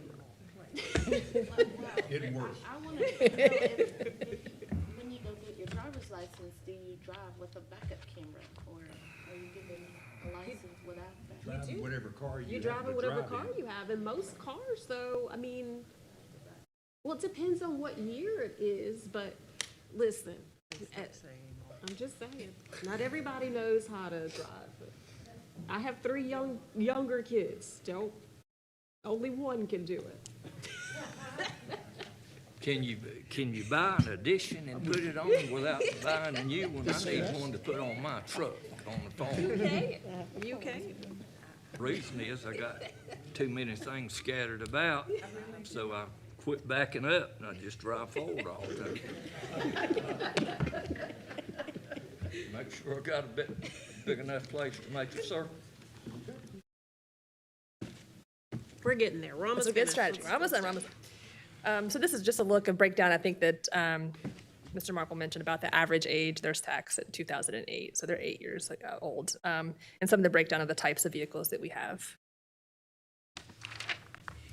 There's what it would do if we use that criteria. Again, it'd be an increase of $127,000 net county for 27. And we mentioned heavy fleet. Right now, this only replaces 3 trucks and 1 van in general services, but certainly some additional information could be used to see how parks are using their vehicles, speaking up. How many are leaving, for example, Tanglewood Park, how many are on the road, total numbers. A lot of these are some of the oldest in the fleet, so cost of ownership would be a good one to have for them to see and to really evaluate their needs and usage. So this is a summary, a look at the fleet replacement plan as it stands today. Again, it's a net county dollar increase of 1.418, or 63% over where we were in the fiscal year 26 adopted. To Commissioner Spessie's point about the capital, this is a look as if we don't fund this at this level this year, what do we get instead? So with the current funding level, you would be able to purchase 38 vehicles at this funding level that you've just seen. It would be able to fund 70 vehicles total. So this is a breakdown. And the point I'm working from is this is a bad revenue year to be trying to do everything at once that we're trying to catch up on that we should have been doing. Might need to spread that out over time. And we definitely recognize that on the vehicle. Any other questions, thoughts, concerns on fleet? Any other information we can provide you, again, as we're diving into the vehicle stuff, what would be good follow-up? I'll send you an email. Okay. Okay. Get a picture of that flying F. We're looking. Oh, actually, Haney has already gotten it. The other question as we wrap up, we do have another budget workshop, you go to the next slide, in April. What are some other topics or things that would be helpful for you? It doesn't have to relate to what we talked about today, but because that will be our last workshop before presenting the recommended budget? What information would be helpful for you, for us to cover? We're just trying to parse out big pieces of the budget, just to give you a general awareness.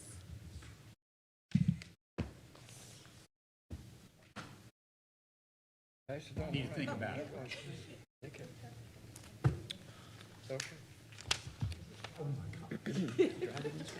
Kyle provided that. Chris, we, Thanks, Chris. Hard time getting it up. For me, Chantel, I just want to stay. Looks like a with puzzle piece. Relative to the capital improvement plan and just fleshing that out That's per all right. department. More imperative needs versus some things that we can again put on a calendar for the coming years. Definitely impact the fund balance. Thank you. He was not lying.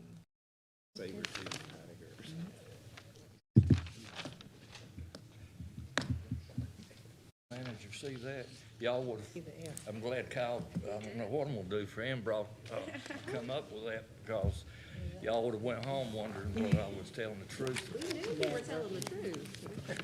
That's all of our agenda items, Mr. Chair. Again, if there's any follow-up that we can do, we have a whole list of things, of notes we took, that we'll make sure to follow up on, but I think I can speak for all of us and say a special thank you for all of the staff work on this. This was a lot.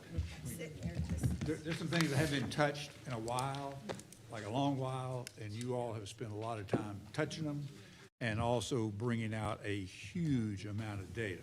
And so I don't want anyone to think that questions asked anywhere, I mean, this is about, we really, I think everyone really appreciates all the data and all the work that it took to do it. I mean, that's a huge amount of stuff. And it presents and opens up the challenges that we're all trying to face. And I think Commissioner Bessie said it well, it's all trying to, how do you make it right over time, and what is the plan? But appreciate all the information and discussion. There's a lot of information today, so thank you. Are we done? We're done. we're done. Stand adjourned. Great.